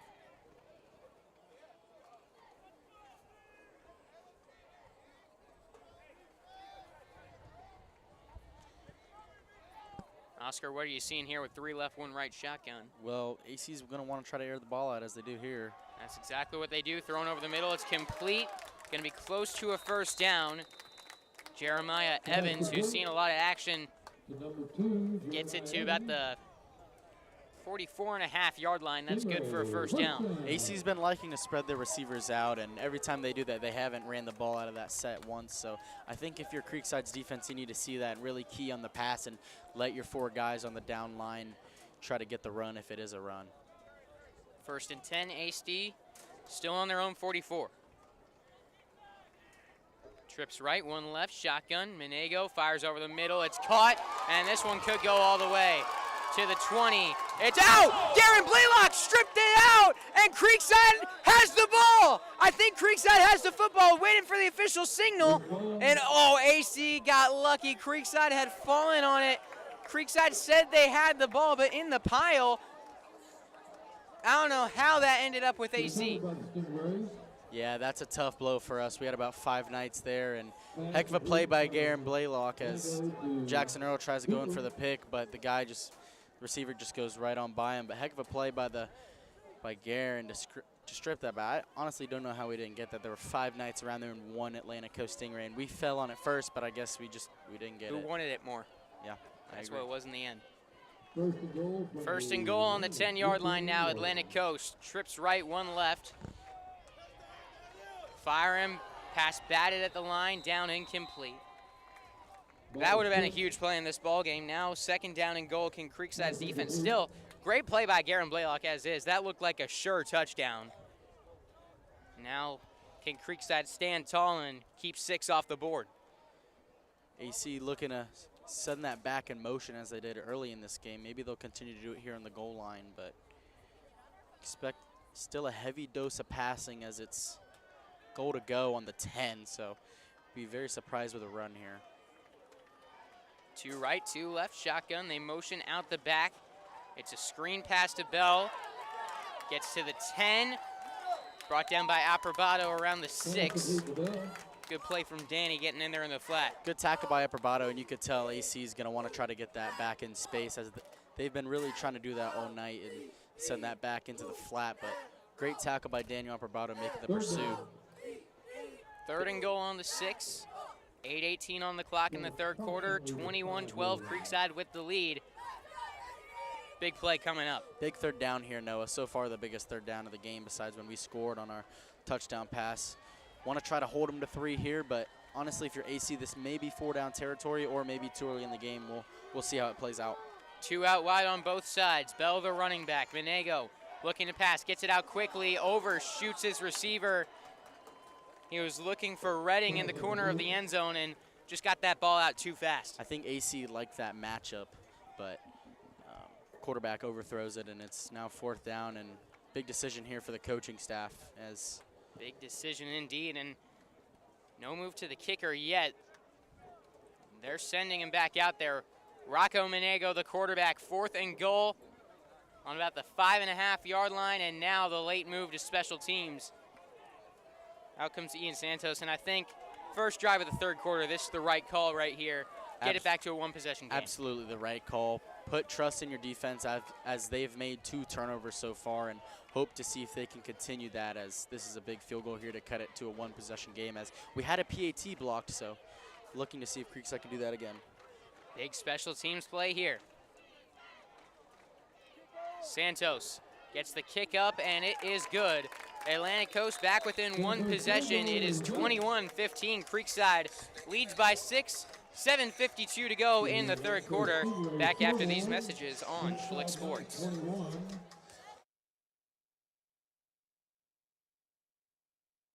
When the Creekside Knights need someone they can trust on the field, they count on each other.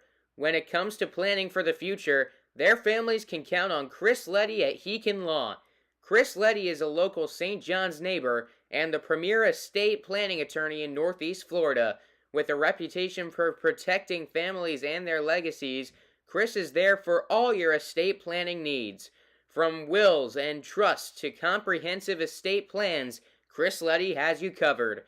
Reach out today at chris@heekinlaw.com.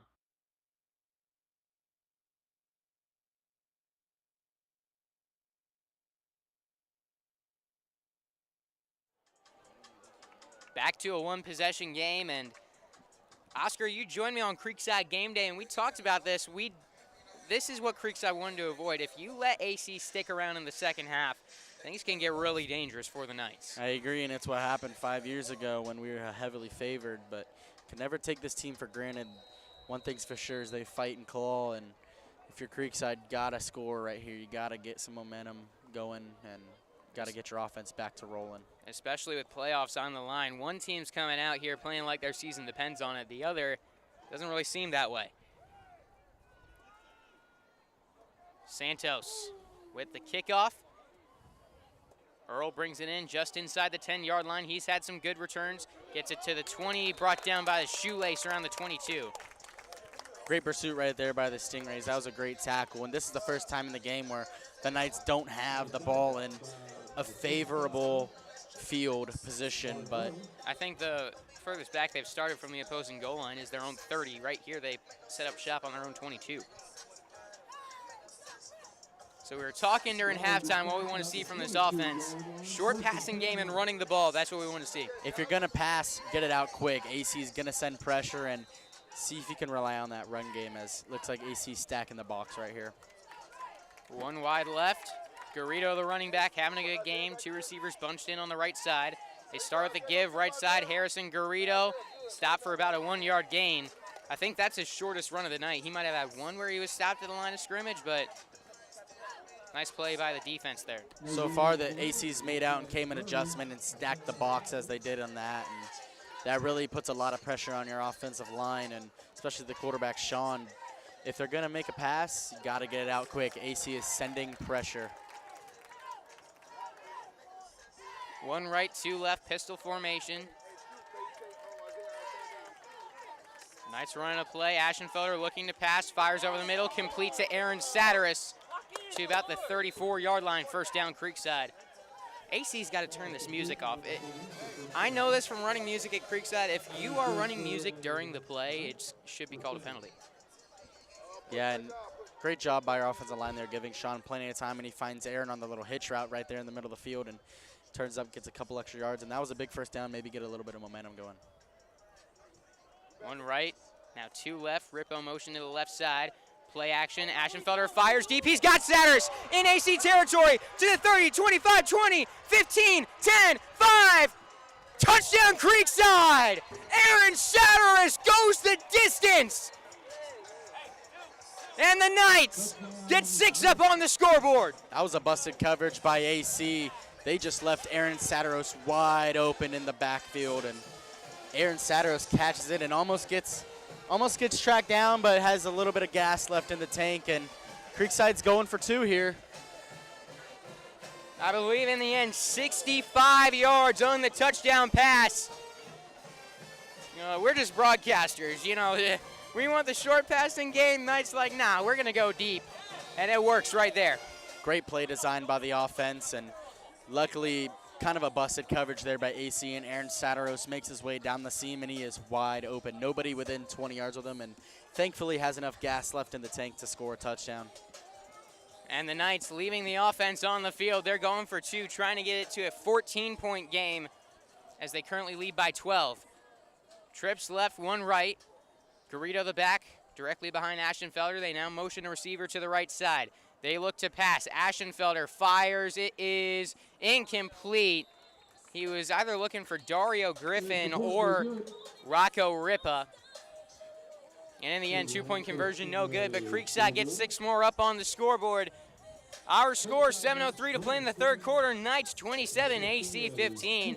Creekside scoring play is brought to you by CMIT Solutions of Southwest Jacksonville.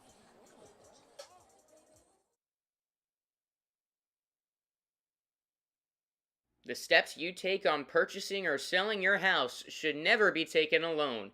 As a North Florida top real estate professional advisor, Angela Tharp has served our area's families for the past 25 plus years, with almost 700 closed transactions in our area. Those who close on any home with Angela truly value her knowledge, depend on her communication across the process, and they rely on her fierce determination to achieve the best for their family. Reach out to Angela Tharp to get started today.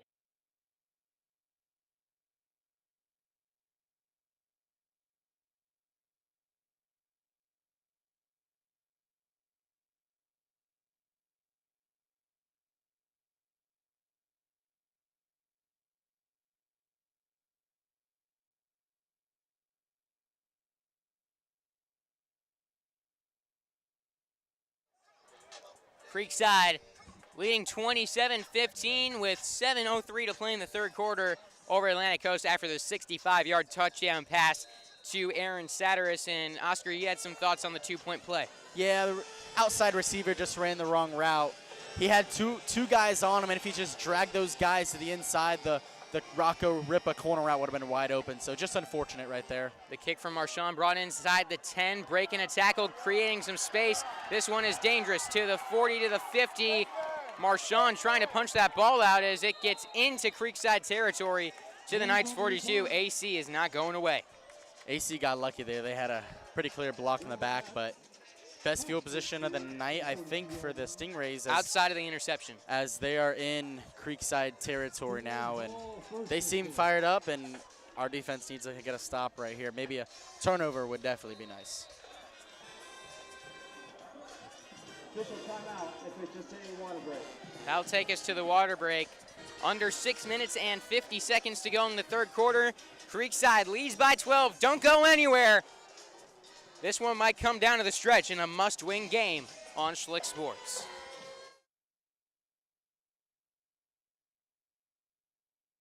This time next year, Windows 10 support will end. To be specific, October 14th, 2025.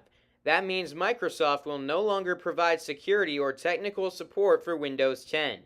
Is your business ready for this change? If not, give CMIT Solutions of Southwest Jacksonville a call at 904-447-7574 or email us at support-swjacks@cmitsolutions.com.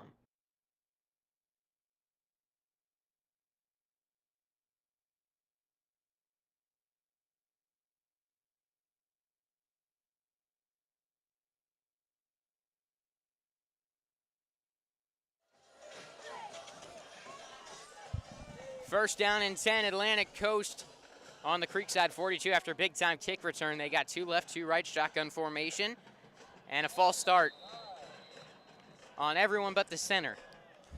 Don't hear that too often. False start. 5-yard penalty, no first down. You know, they don't do numbers in high school when they announce the penalty. That's when we're like, I really wish they did, because that's a miscommunication. There we go. Center supposed to snap the ball there. Everyone else went, and that's my favorite announcement in all of football. False start, everyone except the center. 2 right, 2 left, shotgun formation, running back Bell to the right of Monego. Looking to pass. They're sending 4 men deep. It's over the middle, incomplete. Camden Bowers will be flagged for PI as he went over the shoulders to try to break that one up. Bowers got there just a little bit too early, and unfortunately gets flagged for that. That'll be 15, and it was close, though. AC's in now better field position, but it was close, but I think Bowers did get there just a little bit before. So after the false start and 1st and 15, the PI will move it forward 15 yards, 1st and 10 for AC on the Creekside 32. Number 20 on the defense. 15-yard penalty from the previous spot. Results in a first down. Oh, so now you announce the player. Okay. Bowers making his first varsity start for the injured Kyle Payton. Bowers, the senior, been waiting for this opportunity for a while, so happy to see him get the start tonight. 2 right, 2 left, shotgun Bell, the running back. They again look to pass. They're sending 3 men deep. Under pressure, Monego is sacked. Tice Donnelly makes the play, and he has been having himself a phenomenal senior season. Had the game-ending sack last week, came into this one with 6.5. Adds another one there. Been waiting for that to happen all night. You knew it was going to happen, and the defensive line finally gets home for another sack, and that was Tice's first one of the night. And Tice just bullies the right tackle and gets to the quarterback and slams him down. And this brings up a 2nd and very long. And if you're the defense, once again, as we've been talking about, do not let the receivers behind you, as AC is going to look to air it out right here. 2nd down and over 15 yards to go. Trips left, 1 right. We've seen them when they've got 3 receivers outside. Not often a run play. Bell, the running back, directly to the right of Monego, and they are looking to pass. Everyone, it's 4 verts, incomplete behind the intended target. And that looks like Craig Murphy Great job by Nico Weiss staying in phase, and the receiver had no chance to catch that ball as it was underthrown. Nico was right on his hip, and Creekside sends pressure right there. And every time we've sent pressure, the quarterback just looks to get it out really quick to the furthest receiver down the field, it looks like. And great job by Nico Weiss right there, and great job by our D-line getting home as we're now in our dime formation on 3rd and long. And let's see if we try to send heat again to maybe force the quarterback to get it out before we'd like to. I feel like a blitz is necessary because that's now the 2nd time in this set of downs that they've just told everyone, go. Just a straight shot towards the end zone, and we'll see if they do that again here. Pressure in the backfield keeps that play from developing. They are looking to pass. Firing down the field, it is incomplete. He had the running back, Jordan Bell, inside the 20, and it went through his hands. On the wheel route, he found himself open past the safeties. Creekside catches a break there. Great play designed by the Atlantic Coast offensive coordinator. Running back runs a wheel route out of the backfield as Tice Donnelly was just a step behind of sacking the quarterback, but just a little bit overthrown. But I think the running back should have caught that. I think it went right through his hands, but nevertheless, great play design by the Atlantic Coast offense. And as we've been saying, the receiver got in front of our defense, and defender was trailing as it's been happening all night. And yeah, 4th and long. Right there, they sent the wide receiver on the right side over the middle, bringing a corner and I think a safety with him. So it was up to Danny Aprobato, the linebacker, to try to run down the running back, and Creekside catches a break. Now on 4th and long, AC going for it in no man's land just inside the 40-yard line. It's 4th and over 15. Empty backfield, 3 left, 2 right. Looking to pass, Monego fires up the field, incomplete. And the Knights will get the ball back.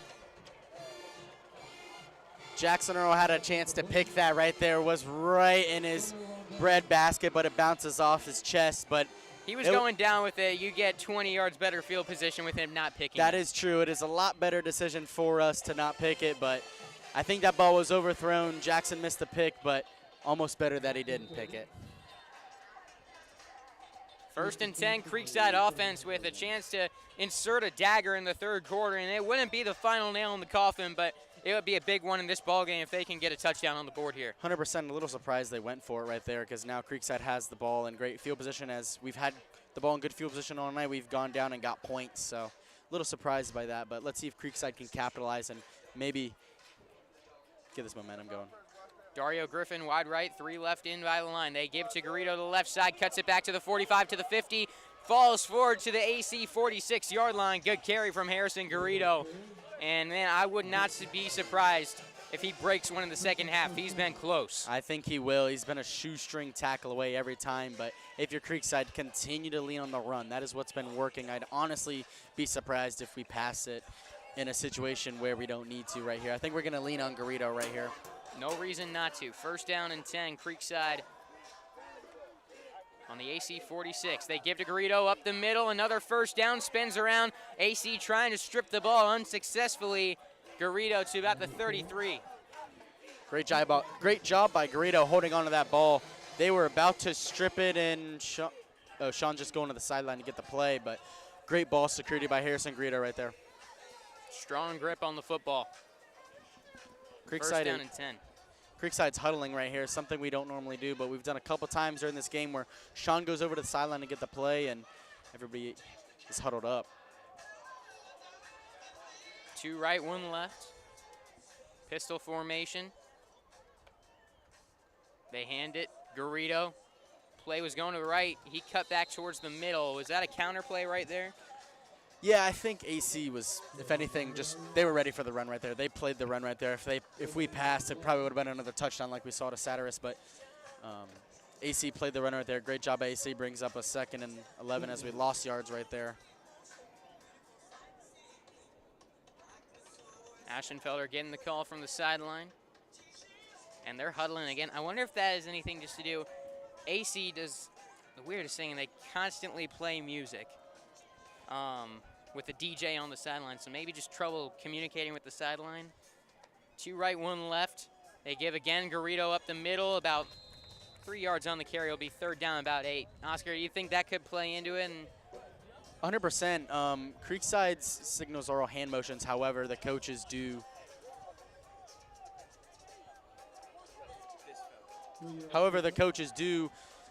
yell out to the players, but it is kind of weird that the DJs play music throughout the plays. I don't think you're allowed to do that, but we got a little 70s funk music going on, and wow, Sean is snapping the ball. I've never seen that before.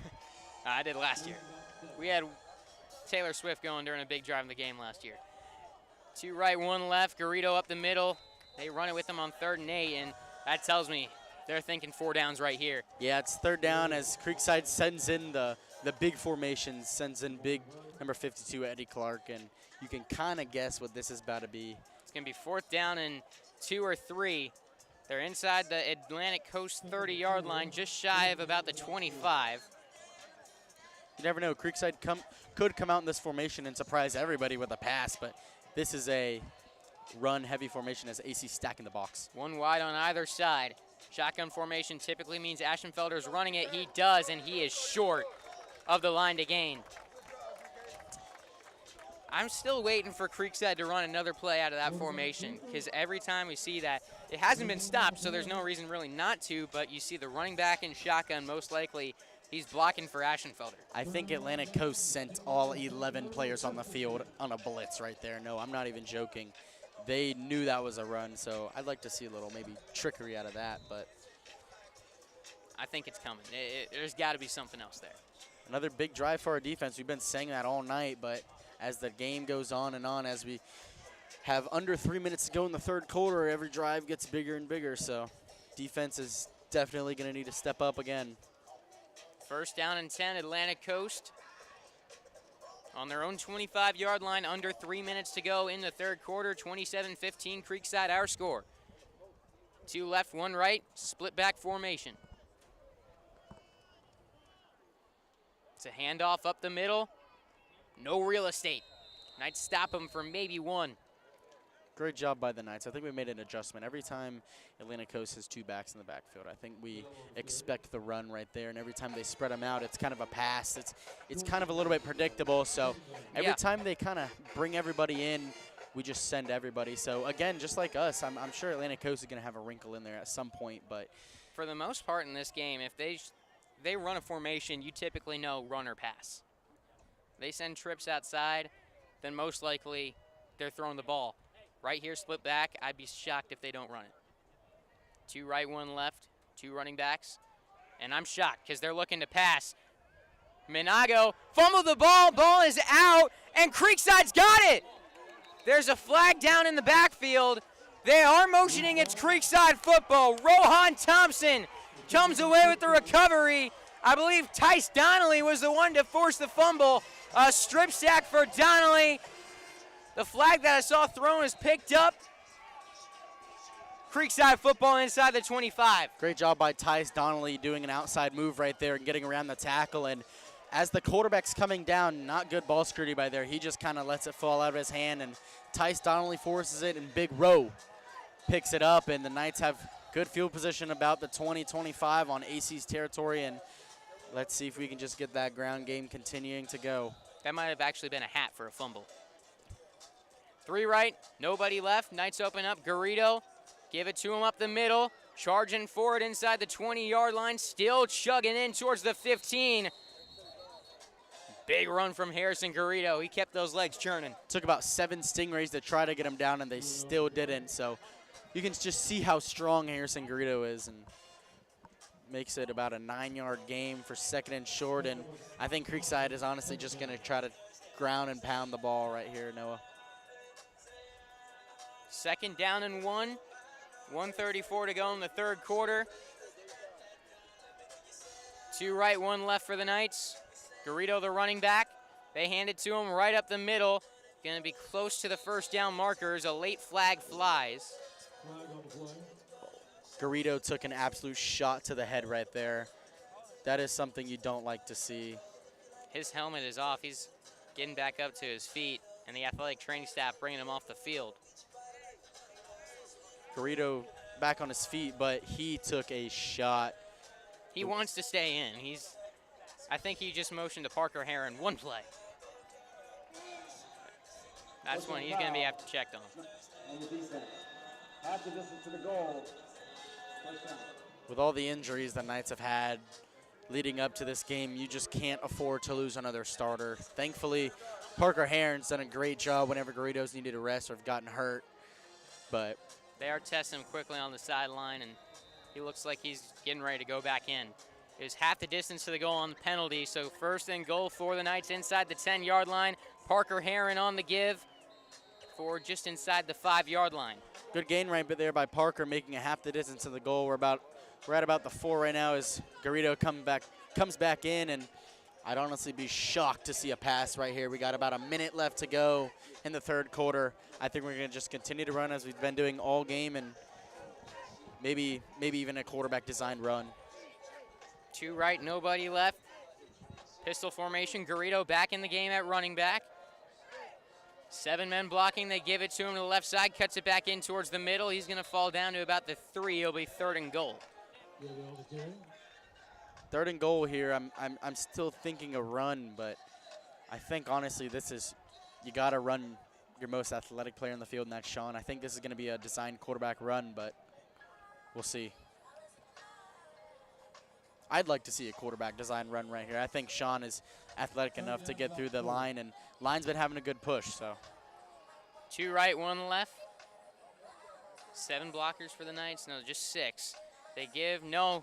Aschenfelder took it himself, pulled it back, but he's tackled for loss. Really heads-up play by the linebacker. Aschenfelder, as we know, really good on those ball fakes, and Atlantic Coast all over it right there. Cameron Murphy able to make the tackle for loss back around the 7. Heck of a play by Murphy right there. He almost faked like he was going to play the run, and then at the last second stepped out and played Sean. And if he wasn't there to make the tackle, Sean was running in for 6. And that will take us to the 4th quarter. It'll be 4th and goal for the Knights.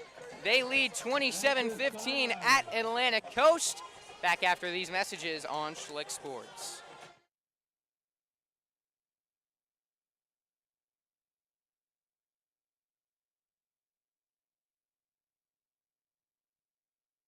Real estate is changing, and you need an agent that's on top of it. Whether you're selling or buying, Tom Moore covers all the Jacksonville and St. John's areas. When you need a realtor, ask for Moore. Tom Moore.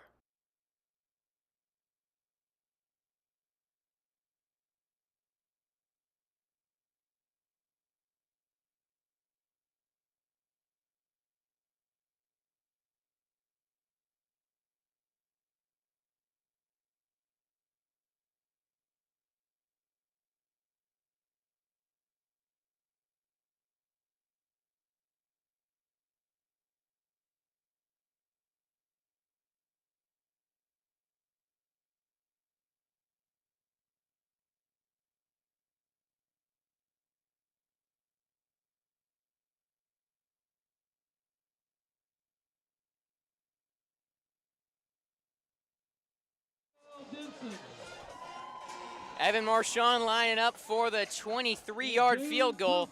Knights trying to get to a 15-point game. The kick is up. The kick is good. Creekside gets 3 more points up on the board. Knights 30, Atlantic Coast 15.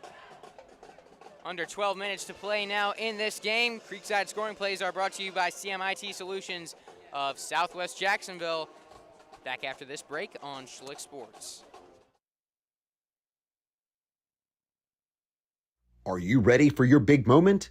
Be the MVP of your next vacation by letting Dapper Travels tailor the playbook for an unforgettable adventure.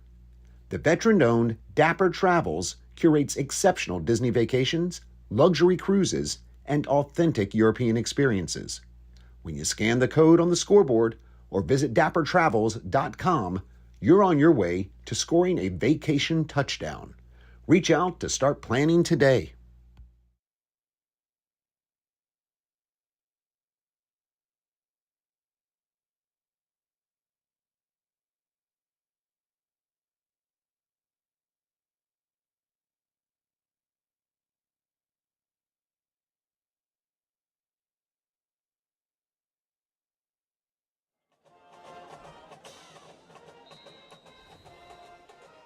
Back for the kickoff, 11:42 to play.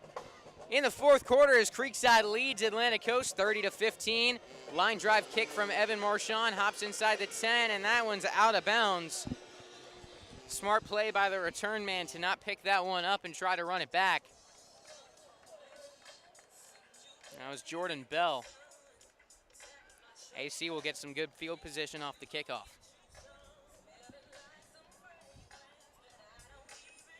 Curious to see what Atlantic Coast does on this possession. They've last 2 drives seem to be pass heavy, and I think the Knights have defended it well and haven't really given the run game a chance since about the second quarter. So curious to see if they try to get that run game going, but if you're Atlantic Coast, this is score now time. You're down 15 with about 12 minutes to go. You got to get a score here. Yeah, this is definitely a must-score situation, and you think back to them going for it, 4th and goal, 7 yards out. That decision's coming back to bite them now. It's now a 15-point game and could be 12. I still think that you put yourself in a spot, you got to get a 2-point conversion, and I look back on that first possession of the third quarter, you got to kick there. I agree, and maybe some of the coaching decisions to go for it on 4th and long. They've done that twice this game, and Creekside scored on one of them, but I think they should have punted the ball and put us back deep in our territory and maybe taken off a touchdown, and it would have been a 1-possession game. So instead of getting the ball around the 35-yard line, they decided to re-kick from 5 yards back.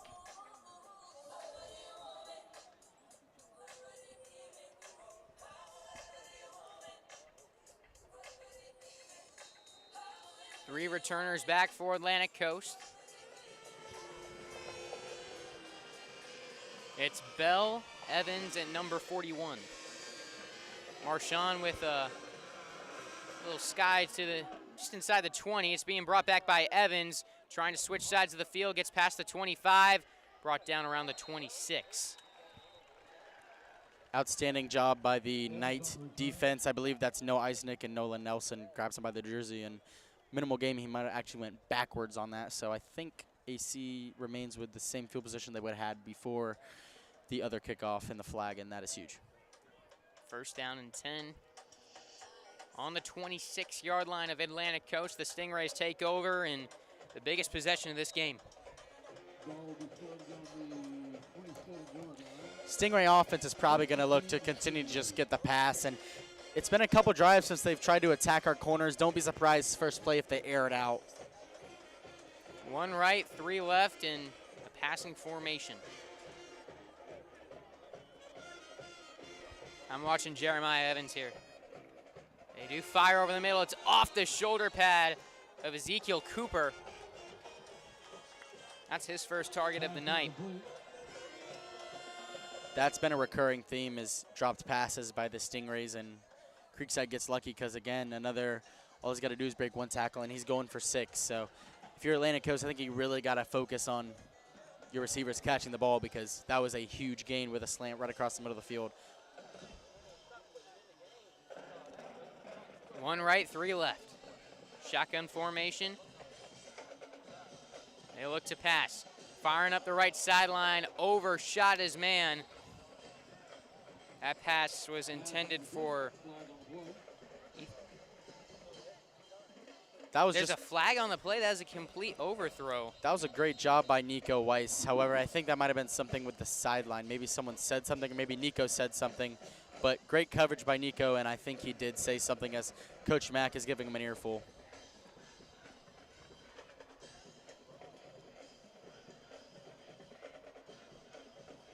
Yeah, it would have been 3rd down and 10, and now...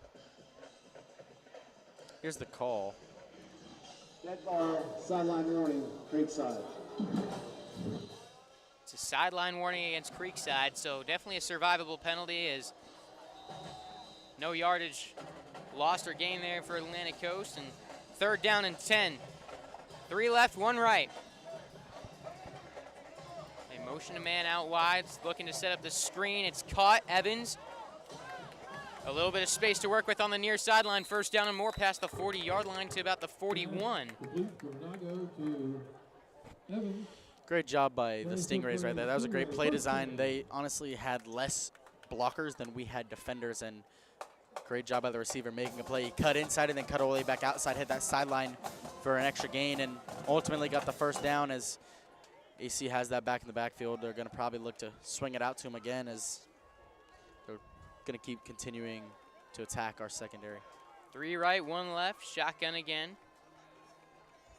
The running back in the game is Aiden Amaya. They give it to him, and he's stopped for a loss. Back on the Atlantic Coast 40, it'll be 2nd down and 11.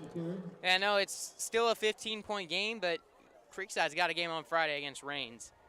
They got to play better than this if they want to knock off the Vikings. 100%. No disrespect to Atlantic Coast, but if Creekside wants to have a chance against Rains, they got to play much better than this. And I'll give them the benefit of the doubt. They only had 2 practices this week. Maybe So the Atlantic Coast game, which at AC. That is true. Atlantic. There's something about this field. No, I don't know what it is. Something. There's something in the grass. I don't know what it is, but Creekside always just tends to struggle against Atlantic Coast. I don't know what it is. And the defense is always really good. That's always a common theme, and we struggle against them. But there's some things like defense. You still see some guys coming open. There should have been more big plays for Atlantic Coast so far tonight, and there still can be to get them back to a 1-possession game. A little over 10 minutes to play. Minago throwing up the sideline, incomplete. He was looking there for Ethan Redding. He hasn't been able to connect those in the second half. Excuse me. I think he's overthrown. That's his 3rd straight go ball. So they really just have not been on the same page with their receiver as it brings up 3rd and long, and this is the biggest 3rd down of the game for Atlantic Coast, as they really cannot afford to not get this, because ultimately if you don't punt and you go for it on 4th down and you don't convert, it's another great field position for the Knights. 3rd down and 11 on their own 40. 2 right, 1 left. Shotgun. Menego looking to pass under pressure. He's brought down. Sean VR with the big-time sack, and that will set up 4th down and forever for the Stingrays. Creekside goes in their dime package as they had the whole game, but that's one of the nickels that really just dropped in the coverage, and looks like the defensive coordinator surprised him by actually sending him on a blitz on the outside, and quarterback had nowhere to go, and AC is forced to punt on this 4th and 20. Yeah, chances are you are not converting on a 4th and 21. Though Creekside did last week for 22 yards. That was a big one. Still, Atlantic Coast, the way their defense is playing, over 9 minutes to go, they've got time. Just get a defensive stop. DJ's playing music in the middle of a punt. I believe Bob Marley, too. Interesting tactic. It is a weird atmosphere here. 12 men on the offense. 5-yard penalty.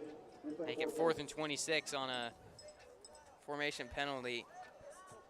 Another mistake by AC, and their sideline had a little bit of juice, but now they're completely dead. Still time to go, still 9 minutes to go. You really need if you're AC, you gotta have a turnover at some point, another turnover to say. I think part of the reason Creekside plays so bad over here is because there's no energy. I agree, 100%. Flag on the snap. The punt is blocked. This is going to be a touchdown, Creekside. Donnelly's got it in the end zone. We'll see if it stands. That's game, if that's the case. Eagle formation, 5 men on the back for an offense. That penalty's declined. The result of the play is a touchdown. And it is a touchdown, Creekside. The special teams block, punt, and a scoop and score. And that might be the final nail in the coffin. I think that's the dagger. No, I've been saying that all night, that Creekside needs to make a big play on special teams, and they've been really close to blocking a punt, and Tice Donnelly pretty much goes unblocked. I'm not sure why, but Tice Donnelly goes unblocked. I'm not sure who actually made the block. He might have made the block and the recovery, but Tice Donnelly falls it in the end zone, and this game is over. Yeah, Atlantic Coast coaches have left the booth, or at least they've gone downstairs. Not looking very pleased after that play. I think the coaches are, I think they're giving up as well. And you can see looks of defeat on the sideline for Atlantic Coast, guys. Heads hanging down. Frankly, that's the dagger right there. Kick is up, kick is good from Evan Marchand. Creekside scoring plays brought to you by CMIT Solutions of Southwest Jacksonville. This one courtesy of the special teams Block punt, and Tice Donnelly recovers it in the end zone for 6. Marchand makes it 7. It is now 37-15. Creekside, 8:56 to play at AC.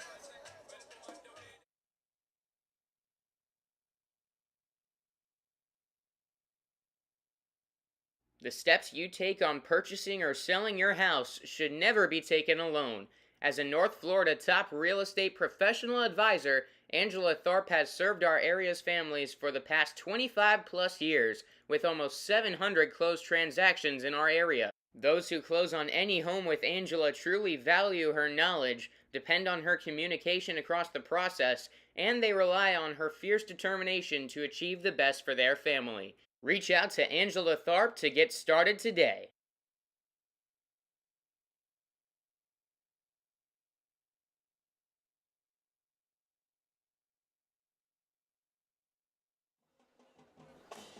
Welcome back to Atlantic Coast, where the AC band is, I don't know, I think Ring Around the Rosie. Very odd environment, I'd say, and as we talked about at the beginning of the broadcast, brings no energy. This one is pretty fun. I'll give that to him. Yeah, a little odd. I've never seen this before, though. Got some dudes doing some weird things. I don't even know, but just to go back on it, this was AC's biggest game of their season and for who knows how long. And if you win this, you're in the playoffs. The district championship trophy is in the building. I'm sure their coaches have told their players that. As more on that, but AC brings it back. From the 10-yard line, looking for a return. Little bit of space to the 30, finds the sideline to the 40, to the 50, 45-40, 35-30. There's a flag down. For now, it's a touchdown, but according to Oscar Earl and his hand motions, this one's coming back. It is 1,000% coming back. We not only did we have a blindside block, we also had a holding.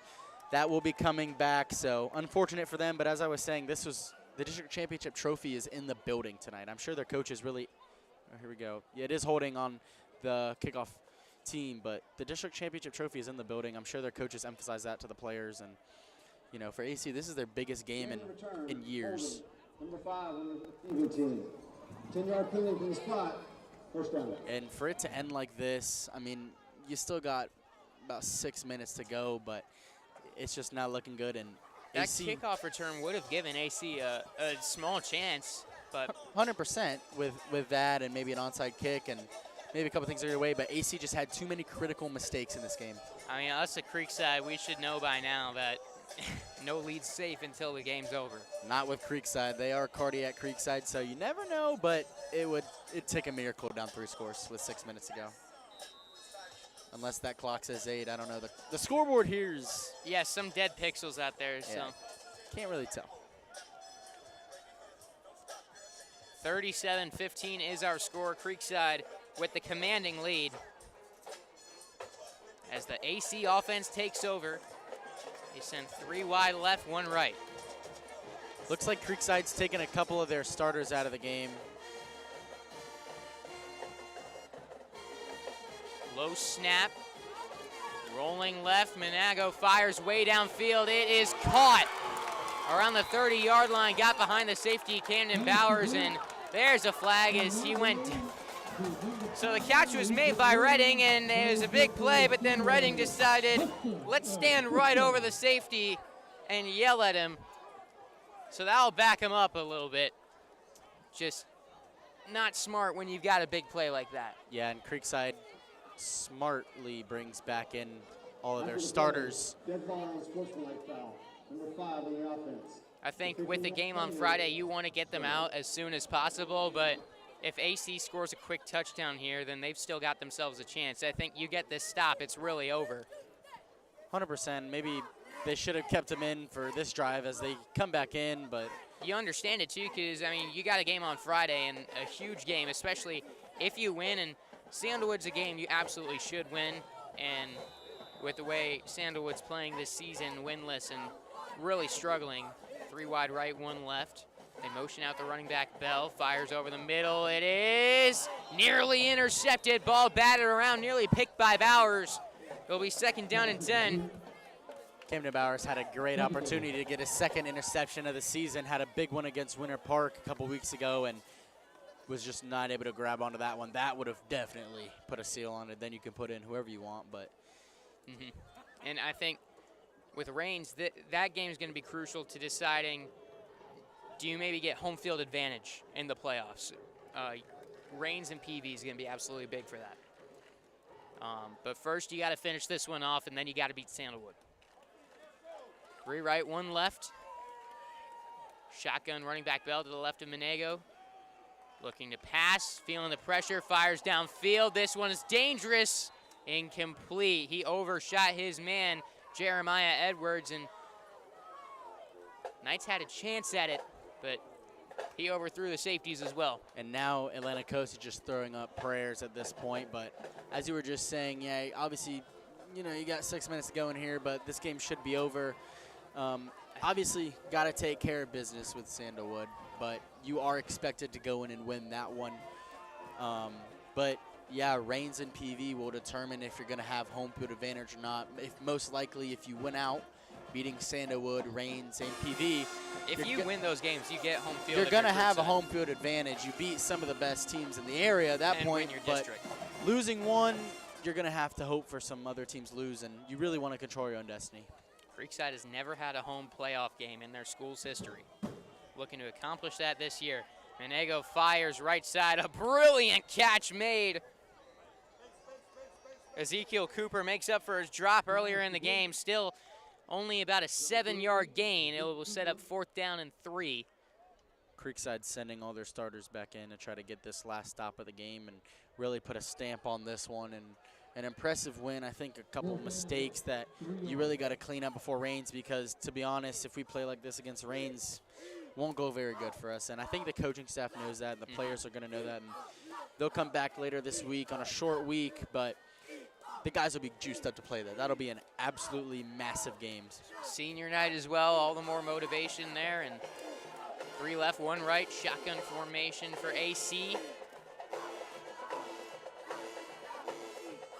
They're looking to pass on 4th and 3, under pressure, firing deep over the middle, incomplete. And Creekside's offense will take over with 7 minutes and 16 seconds to go. It was an 8, by the way, on the scoreboard. We have now found out. Great job by Daniel getting pressure, and the quarterback just had to throw up a prayer and overthrew the receivers. And that will pretty much do it. All the offense has to do is run it and maybe get a couple first downs. But it's pretty much over for the Stingrays. And unfortunately, their season, they still have a couple games to play for Pride, but unfortunately no playoffs will be played for the Stingrays. But, yeah, as we were just saying, for the Knights. Is Visconti in at quarterback, Heron in at running back? Who do we got? Yeah, it looks like we got Visconti now and Parker Heron. So Jackson Visconti checks into the game.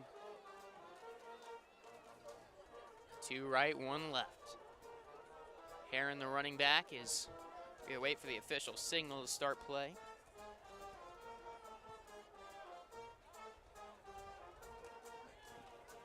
I think with Reigns, Creekside, if they win that game, they win on discipline. Big plays are going to happen in that game, but the offense can't make many mistakes in that game. 2 right, 1 left. Heron the back. They hand it up the middle. Parker Heron with some space to the 50, 45-40, 35-30, 25-20. He's chased down. Parker Heron with the big-time carry on 1st down. Man, Parker Heron needs to unhitch the trailer right there. Parker Heron gets tracked down. He had about 20 yards separation. Unhitch the trailer, brother. Come on now. Nevertheless, a great run by Parker. As looks like we got an injury on the Atlantic Coast Stingray. But the DJ has now went to playing music during the play. Oscar Earl has let it all go here on the broadcast. 7 minutes to play, 37-15. Knights with the lead when we return after this.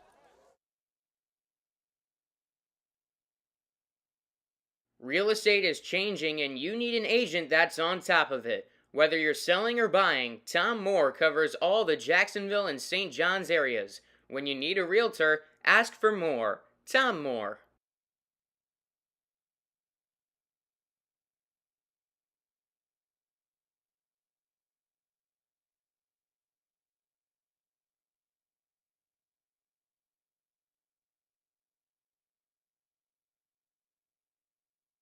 Are you ready for your big moment?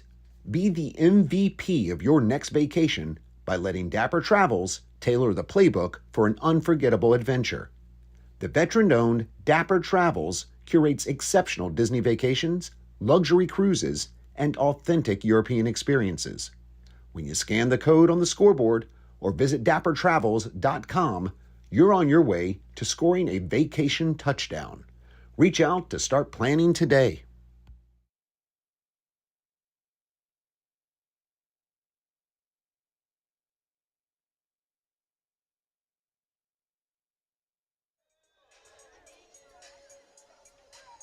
First and 10, Creekside on the Atlantic Coast 15. The Knights looking to seal their first ever Monday night football game with a win. 37-15 Knights lead, under 7 minutes to play. One left, two right, coming out of the huddle. They give again to Parker Heron. Good carry, he got hit at the line of scrimmage and drove forward inside the 10. Props to Parker. I think he's the hardest runner on the team. He puts his nose down and he always falls forward. That was a great gain for about 7. Now it's 6 minutes to go. Knights huddling, taking their time. I think the DJ now, Noah, is trying to get some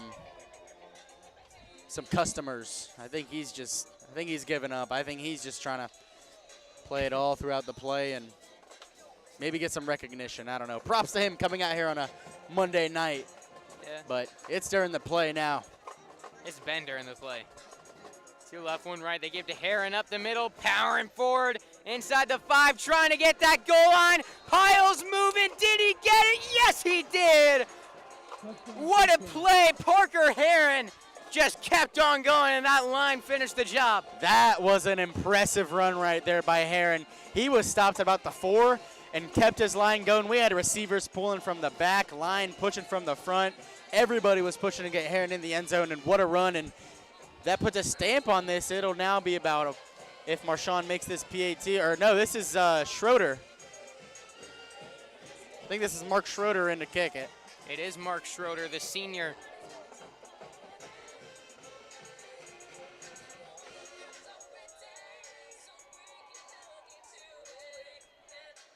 Looking to make it 44-15. Kick is, I believe, blocked at the line. PAT is no good. 5:41 to play, 43-15, Creekside separating in a big way. Scoring plays brought to you by CMIT Solutions of Southwest Jacksonville. Back after this on Schlick Sports.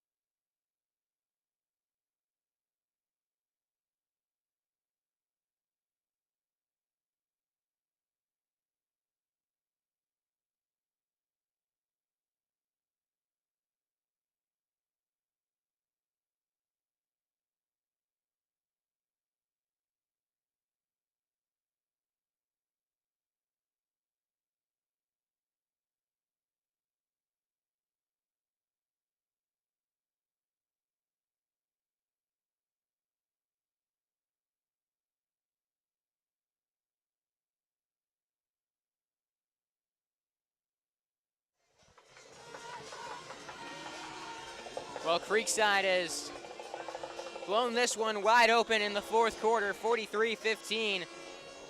Creekside getting the job done at Atlantic Coast. It's a touchback from Evan Marchand. AC offense taking over on their own 20 with 5:40 to go in the fourth quarter of play. And Oscar, I think, when it's all said and done, first half was a little, it had some real good moments, had some bad moments for Creekside, but the second half has been a really solid performance. Props to the defense. We let up we let up a field goal in the second half, but that was it, I think, on the first drive. And props to the defense, man. They stepped up in the first drive as well as the offense. It's now 43-15 with 5 minutes to go in the fourth, but when it's all said and done, yeah, the first half was scary. However, the second half, we really flipped the switch and turned it on. Yeah, and this is by far the most points Creekside has scored at Atlantic Coast. Previously, it was 26. Creekside putting up 43 so far tonight. It's the most they've scored in this matchup, home or away. So I believe Creekside's broken the curse, and it hasn't been the prettiest of games for them. They've had some rough moments, some things to clean up, but I think you're playing on just 2 practices. You had a practice last Monday and 1 practice yesterday, a walkthrough this morning, and that's, it's not much to work with right there. So hopefully they come out a little fresher on Friday against Rains and get the job done. And that's Creekside football for you. It's never pretty. It is never going to be a pretty game, but Creekside always finds a way to win, and tonight the recipe was second half defense really stepped up, and offense we got the run game going, and we were disciplined and didn't make many mistakes, and that shows on the scoreboard. And just got to get ready now for Rains to come in. Well, Oscar, your score prediction for this game was 49-14. We're currently sitting at 43-15, so you're pretty close there. Split back formation, AC looking to pass. Menego under pressure, fires it up. Incomplete. That ball was spinning at it was rotating in a very odd way. And now Menego shaking off. He's grabbing his wrist. A little shaken up after that play. Hope he's okay. Will Clark gets in there for the pressure. Great job by him. But, yeah, back to the score prediction. Third quarter, I was thinking, uh-oh, that's not going to be very close. But hey, you're a touchdown away. I still got a chance. But, yeah, great job. Now, we're going to have to subtract a point from AC somehow. But 1 point C? Oh, no. You can't subtract. Adds 1 to us. Yeah, that's not right. Hey, pretty close. 2 left, 1 right. Handoff. Jordan Bell finds the left side. Got a little space for just shy of the 40. Clock ticks inside. 5.5 minutes to play. Good tackle right there by Camden Bowers, and props to him, man. He really stepped up this game for the injured Kyle Payton for his first varsity career start, and I think he's played a pretty good game so far. He's got it on a lot of tackles. He's really been in good coverage, so props to him, and I'm just happy to see that for him. 2 left, 1 right for AC. 2 running backs in the game. I believe that's Amaya along with Bell, and someone jumped for Creekside. And that is Tuck Driggers.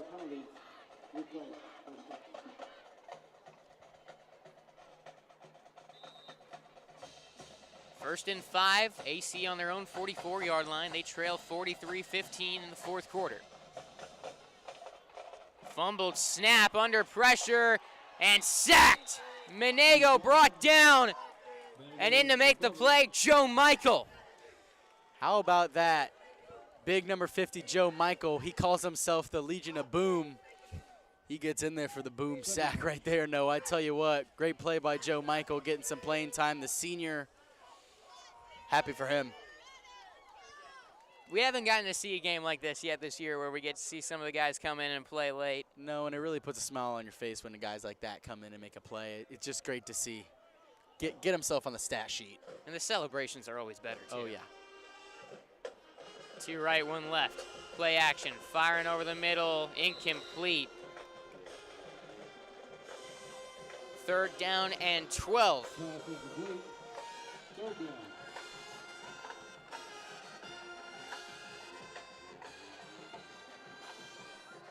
For Creekside, it's now looking like a pretty safe bet that you can take that Knights money line, and Creekside advances for their 4th straight win. It's really been impressive how they've turned it around this season. Now you look towards a big game on Friday against Rains. We talked about it. They're going to have to play better than this, but still, second half they've looked solid, and I really do believe Creekside has a good chance on Friday to capitalize on Rains' mistakes and really come out with a chance to shock the state. Pass complete. That's going to be short of the first down marker by about 2 yards. It'll be 4th and 2. I agree with you right there. Creekside has a great shot against Rains. All Creekside needs to do is just be disciplined. And I think with the Tuesday practice and maybe not being as full go, but maybe Wednesday will be your day. Wednesday will be your get-right day, right? Tuesday and Thursday will kind of be tune-ups and kind of get fresh after a game day like this, but I think Creekside has a great shot as long as we stay disciplined. Yeah, I talked with Coach Mack about that practice schedule, and he said this is the time of year anyways you start cutting back on some things. Is on 4th and 2, pass complete past the 50-yard line inside the Creekside 45, moving the chains for AC under 3.5 minutes to go.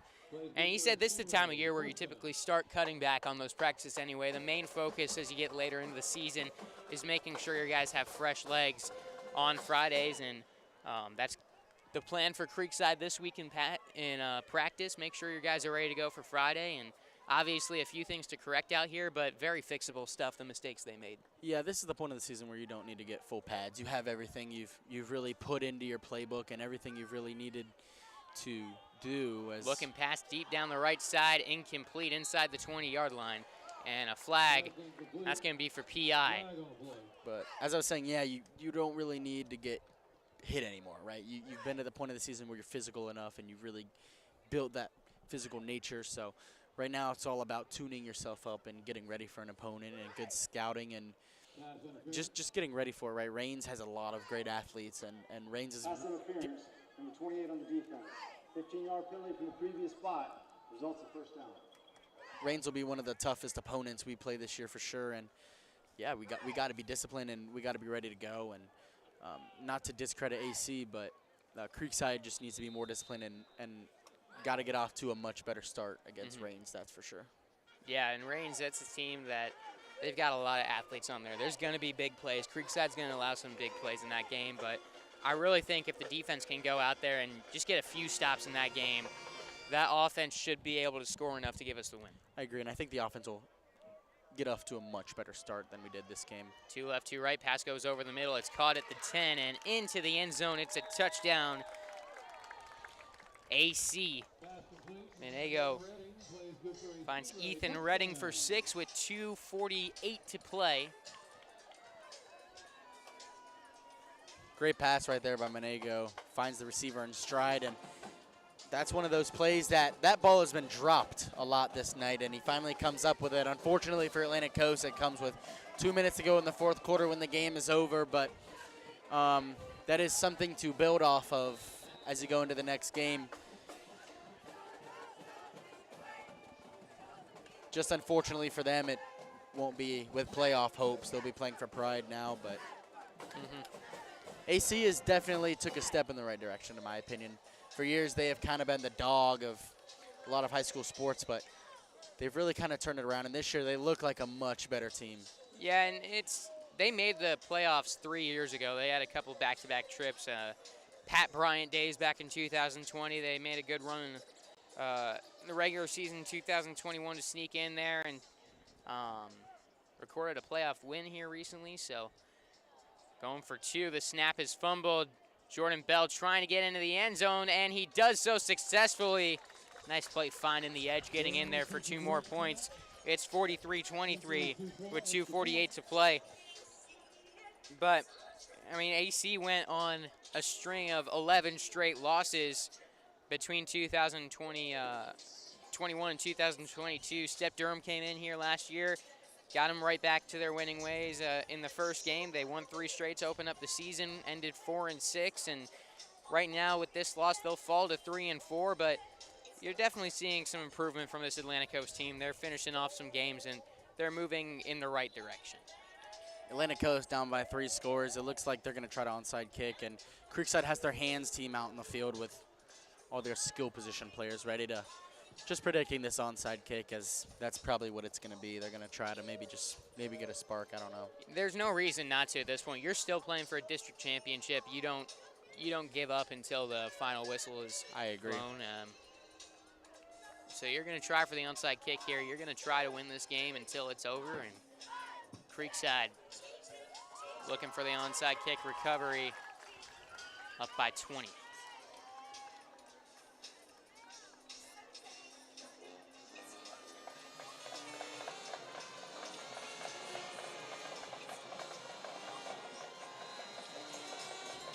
It's Ian Santos. He doesn't have the ball set up for an onside kick. 1 One man creeps forward on the return team, and there's the kick. Takes a hop. It's off the hands of Garen Blaylock and recovered by AC around the 50-yard line. So hope still slim, but it's there. Yeah, and well, this is, to be honest, cardiac Creekside, but to be honest, Noah, this is something that you definitely can build off going into the next game. An onside kick recovery. You can never, ever let that happen, and I'm for certain that they will be practicing that all week in practice, as Creekside does special teams every day. And looks like we send our starters back on the field, as we don't want any chance of AC scoring, especially a one-play touchdown right here. Ball exactly on the 50. It's 43-23, 2:44 to go. 3 right, 1 left. Shotgun running back Amaya to the left of the quarterback Monego. Feeling pressure from behind, hit by Donnelly as he throws incomplete. Good pressure there from Tice Donnelly coming off the edge.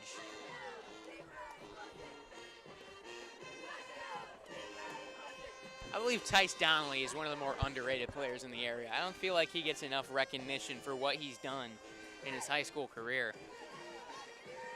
I agree. He came in as a volleyball player his junior year, and he's gotten a lot bigger, a lot stronger this year, and really put himself in a great position to be recruited by some big-time colleges, as he's had a great career for Creekside. He's bigger than all those offensive linemen out there, and he's strong and moves fast. He's a weapon coming off the edge. Reminds me of Cole Long. Pass over the middle.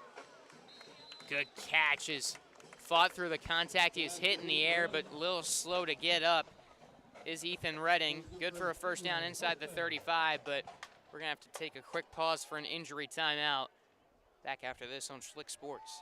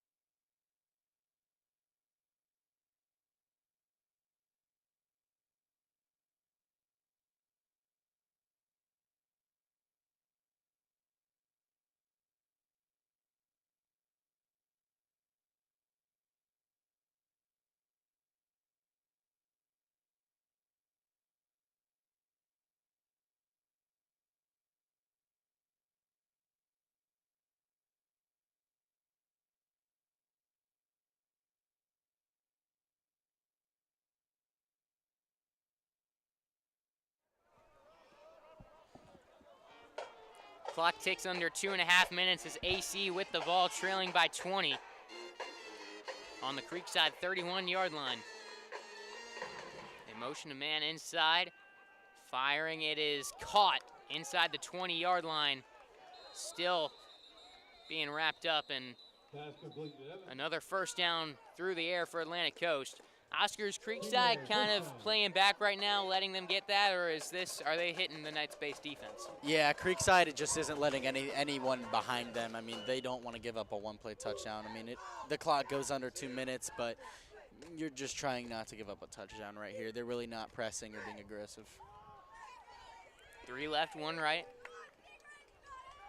Bell, the running back, to the left of Monego, the quarterback. Creekside bringing a blitz, under pressure, firing towards the end zone. It is caught on the goal line. Touchdown, AC. Pass complete to Ezekiel Cooper. Plays good for a Stingray touchdown. Great job by the receiver adjusting and making a catch right there. As really that was a poorly thrown ball, but the receiver makes a great play on the corner, and it's been a reoccurring theme. The Knights secondary has continued to struggle, and I understand you're kind of in prevent defense right now, but I mean, it hurts because they're about to put 30 points up on the board unless they don't convert on this 2-point conversion. It looks like they're going for, and there's something about that will hurt you defensively because you felt like you had a really good game, and that doesn't look good on the scoreboard. It doesn't, and for Coach Mack, he's going to talk to the guys about finishing a game. I mean, you came out, you're going to come out with a win, but however, it doesn't look good on the scoreboard or the stat sheet. That's just an unnecessary touchdown you didn't need to give up. 2 left, 1 right, shotgun again. It's a wildcat formation. Bell, the running back, taking it to the left. Nothing there. Creekside's defense makes the stop. And again, 1 touchdown was against the backups on defense, correct? It was that last drive, and it's still like you would have liked to see them finish that game better. 100%. Now back to a 14-point game, 43-29, and Atlantic Coast will try to recover a second onside.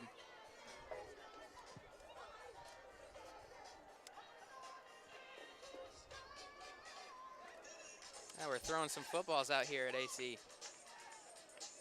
I want to try to catch one. Oscar, you think we could get one of these foam footballs up here? I don't think, unfortunately, the cheerleaders have the arm strength to get it up here. I'd like to see that, though. Maybe one of them has a cannon.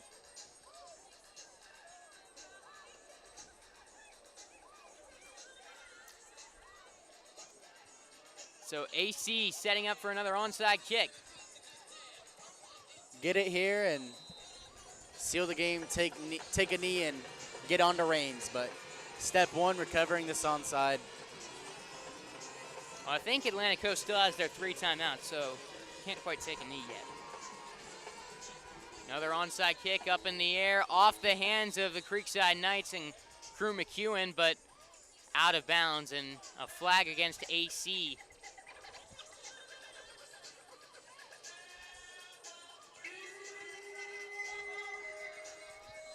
This DJ loves playing his music during the plays. Gotta give it to him, but I'm surprised the DJ hasn't gotten flagged yet. This is insane. I worry about the broadcast copyright. Oh my God.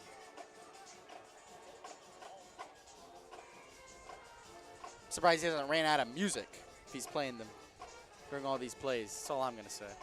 He's mixing and matching. Be a solid wedding DJ though. I've heard some good ones on there. He's playing some goodies. I'll give him that. Just playing them during the plays. I don't know. I don't get it. Not the time for it. No.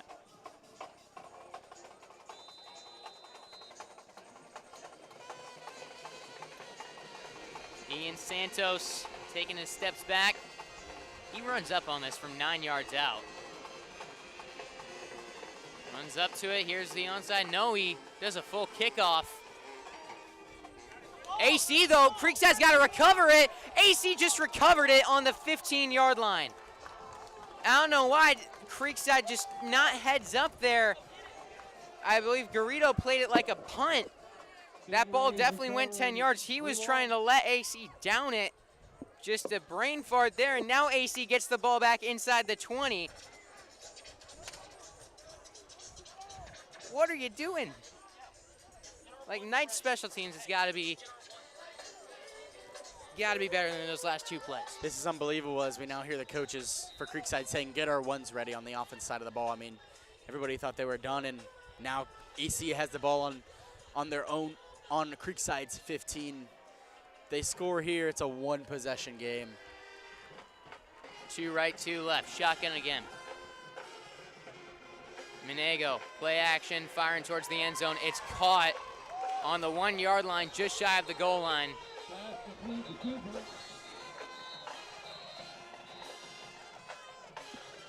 And now you're not confident because the hands team has now allowed back-to-back kicks. I mean, the first onside that was flagged bounced off the hands.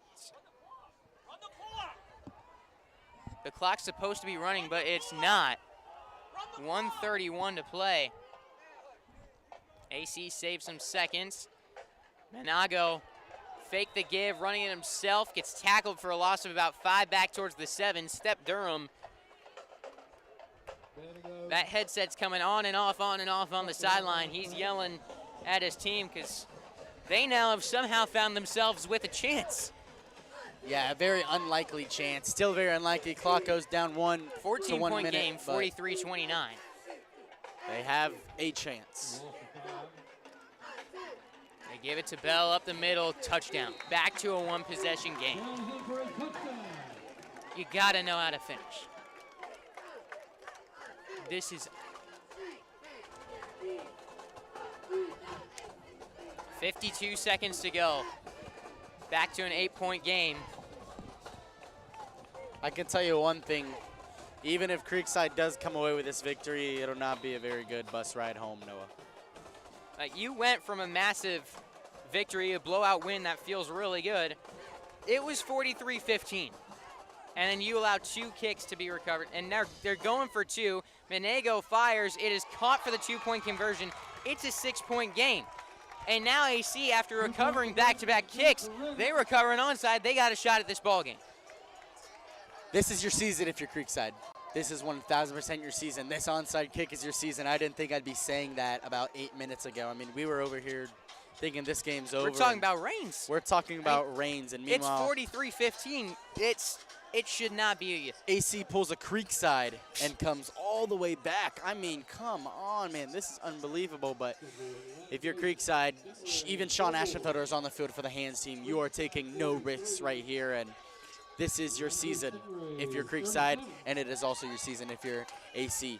Biggest onside kick of the year, frankly, because they're only down by 6. 6-point game, 43-37, 52 seconds to go.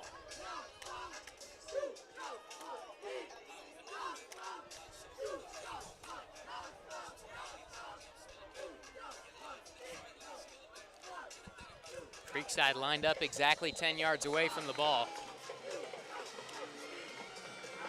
AC's fired up, and they've still got 3 timeouts. This game is now a game. Here's the kick from Santos, and it's a little chip shot. Knight's got to recover this one. Takes a hop, and Garrido falls on it just inside the 25. So now Creekside's got to get a first down because Atlantic Coast is going to be able to stop the clock. I tell you what, that Strong grip on the football. I tell you what, Noah, that was also scary because it took a little wonky bounce, and Garrido thankfully fell on it with no bobbles or anything. And if you're Creekside, just got to take a breath. You got to take a breath. You got to get a first down. Ball security. This is unbelievable. We're even talking about this, Noah. I mean, ball security is the biggest point right here. You're only up 6. 50 seconds to go. Creekside gets the ball back. And AC, they're going to have to run it because AC's got their timeouts. They need a first down, but strong hands on the ball. You cannot fumble right here. 1 left, 2 right, pistol formation, Garrido the back. Runs it up the middle. He's got the first down and more to the 40-yard line. He's got to get down. He does to the 46-yard line. And that should be game right there. Yeah, Garrido almost took that to the house, but kind of stumbled a little bit, but it's a rough field, so biggest first down of the season, and they're not using their timeouts. I'm not sure what they're doing. They're just now using it, but I think they know it's kind of impossible for them to win now. That was just AC had a chance, but they blew it. They still had their 3 timeouts left, so you had to use it before 40 seconds. They thought about it, and now by hesitating on the timeout, game over. Yeah, that was not very good coaching right there on the AC side.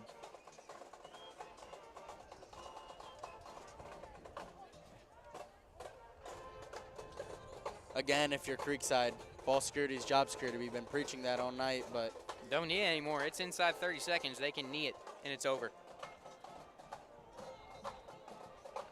So now Creekside should go out there in victory formation as AC down to 2 timeouts, and with the 40-second play clock, this thing over, unless Creekside runs the ball here, and they do come out in victory formation. Yeah.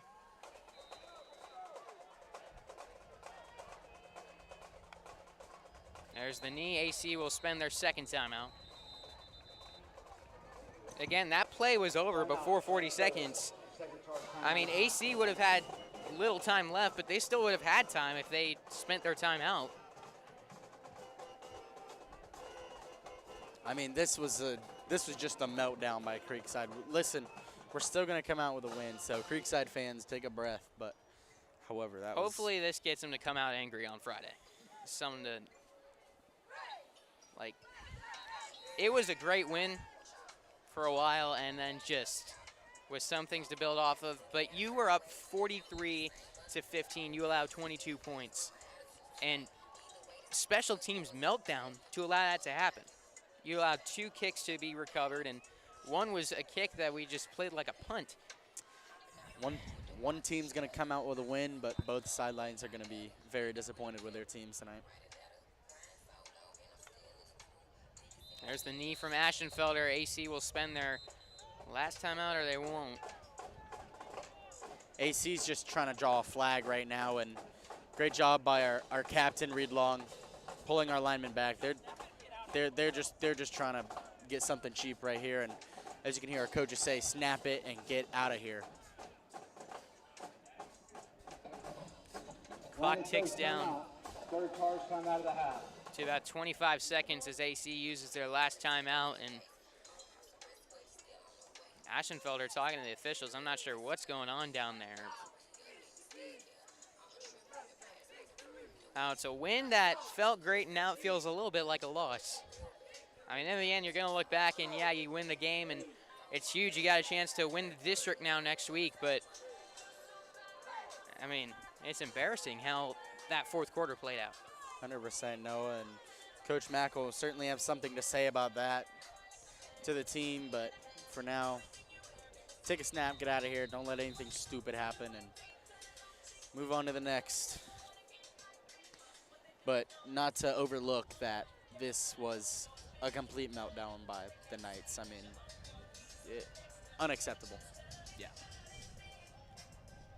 Here comes the last knee down from Sean Aschenfelder.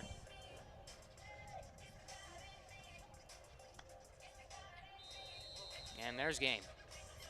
Well, Creekside escapes when they shouldn't have had to escape with a 43-37 win over Atlantic Coast. They now have a chance as AC player trying to fake an injury. The officials just told him to get up, and he does, runs off the field. And that will do it.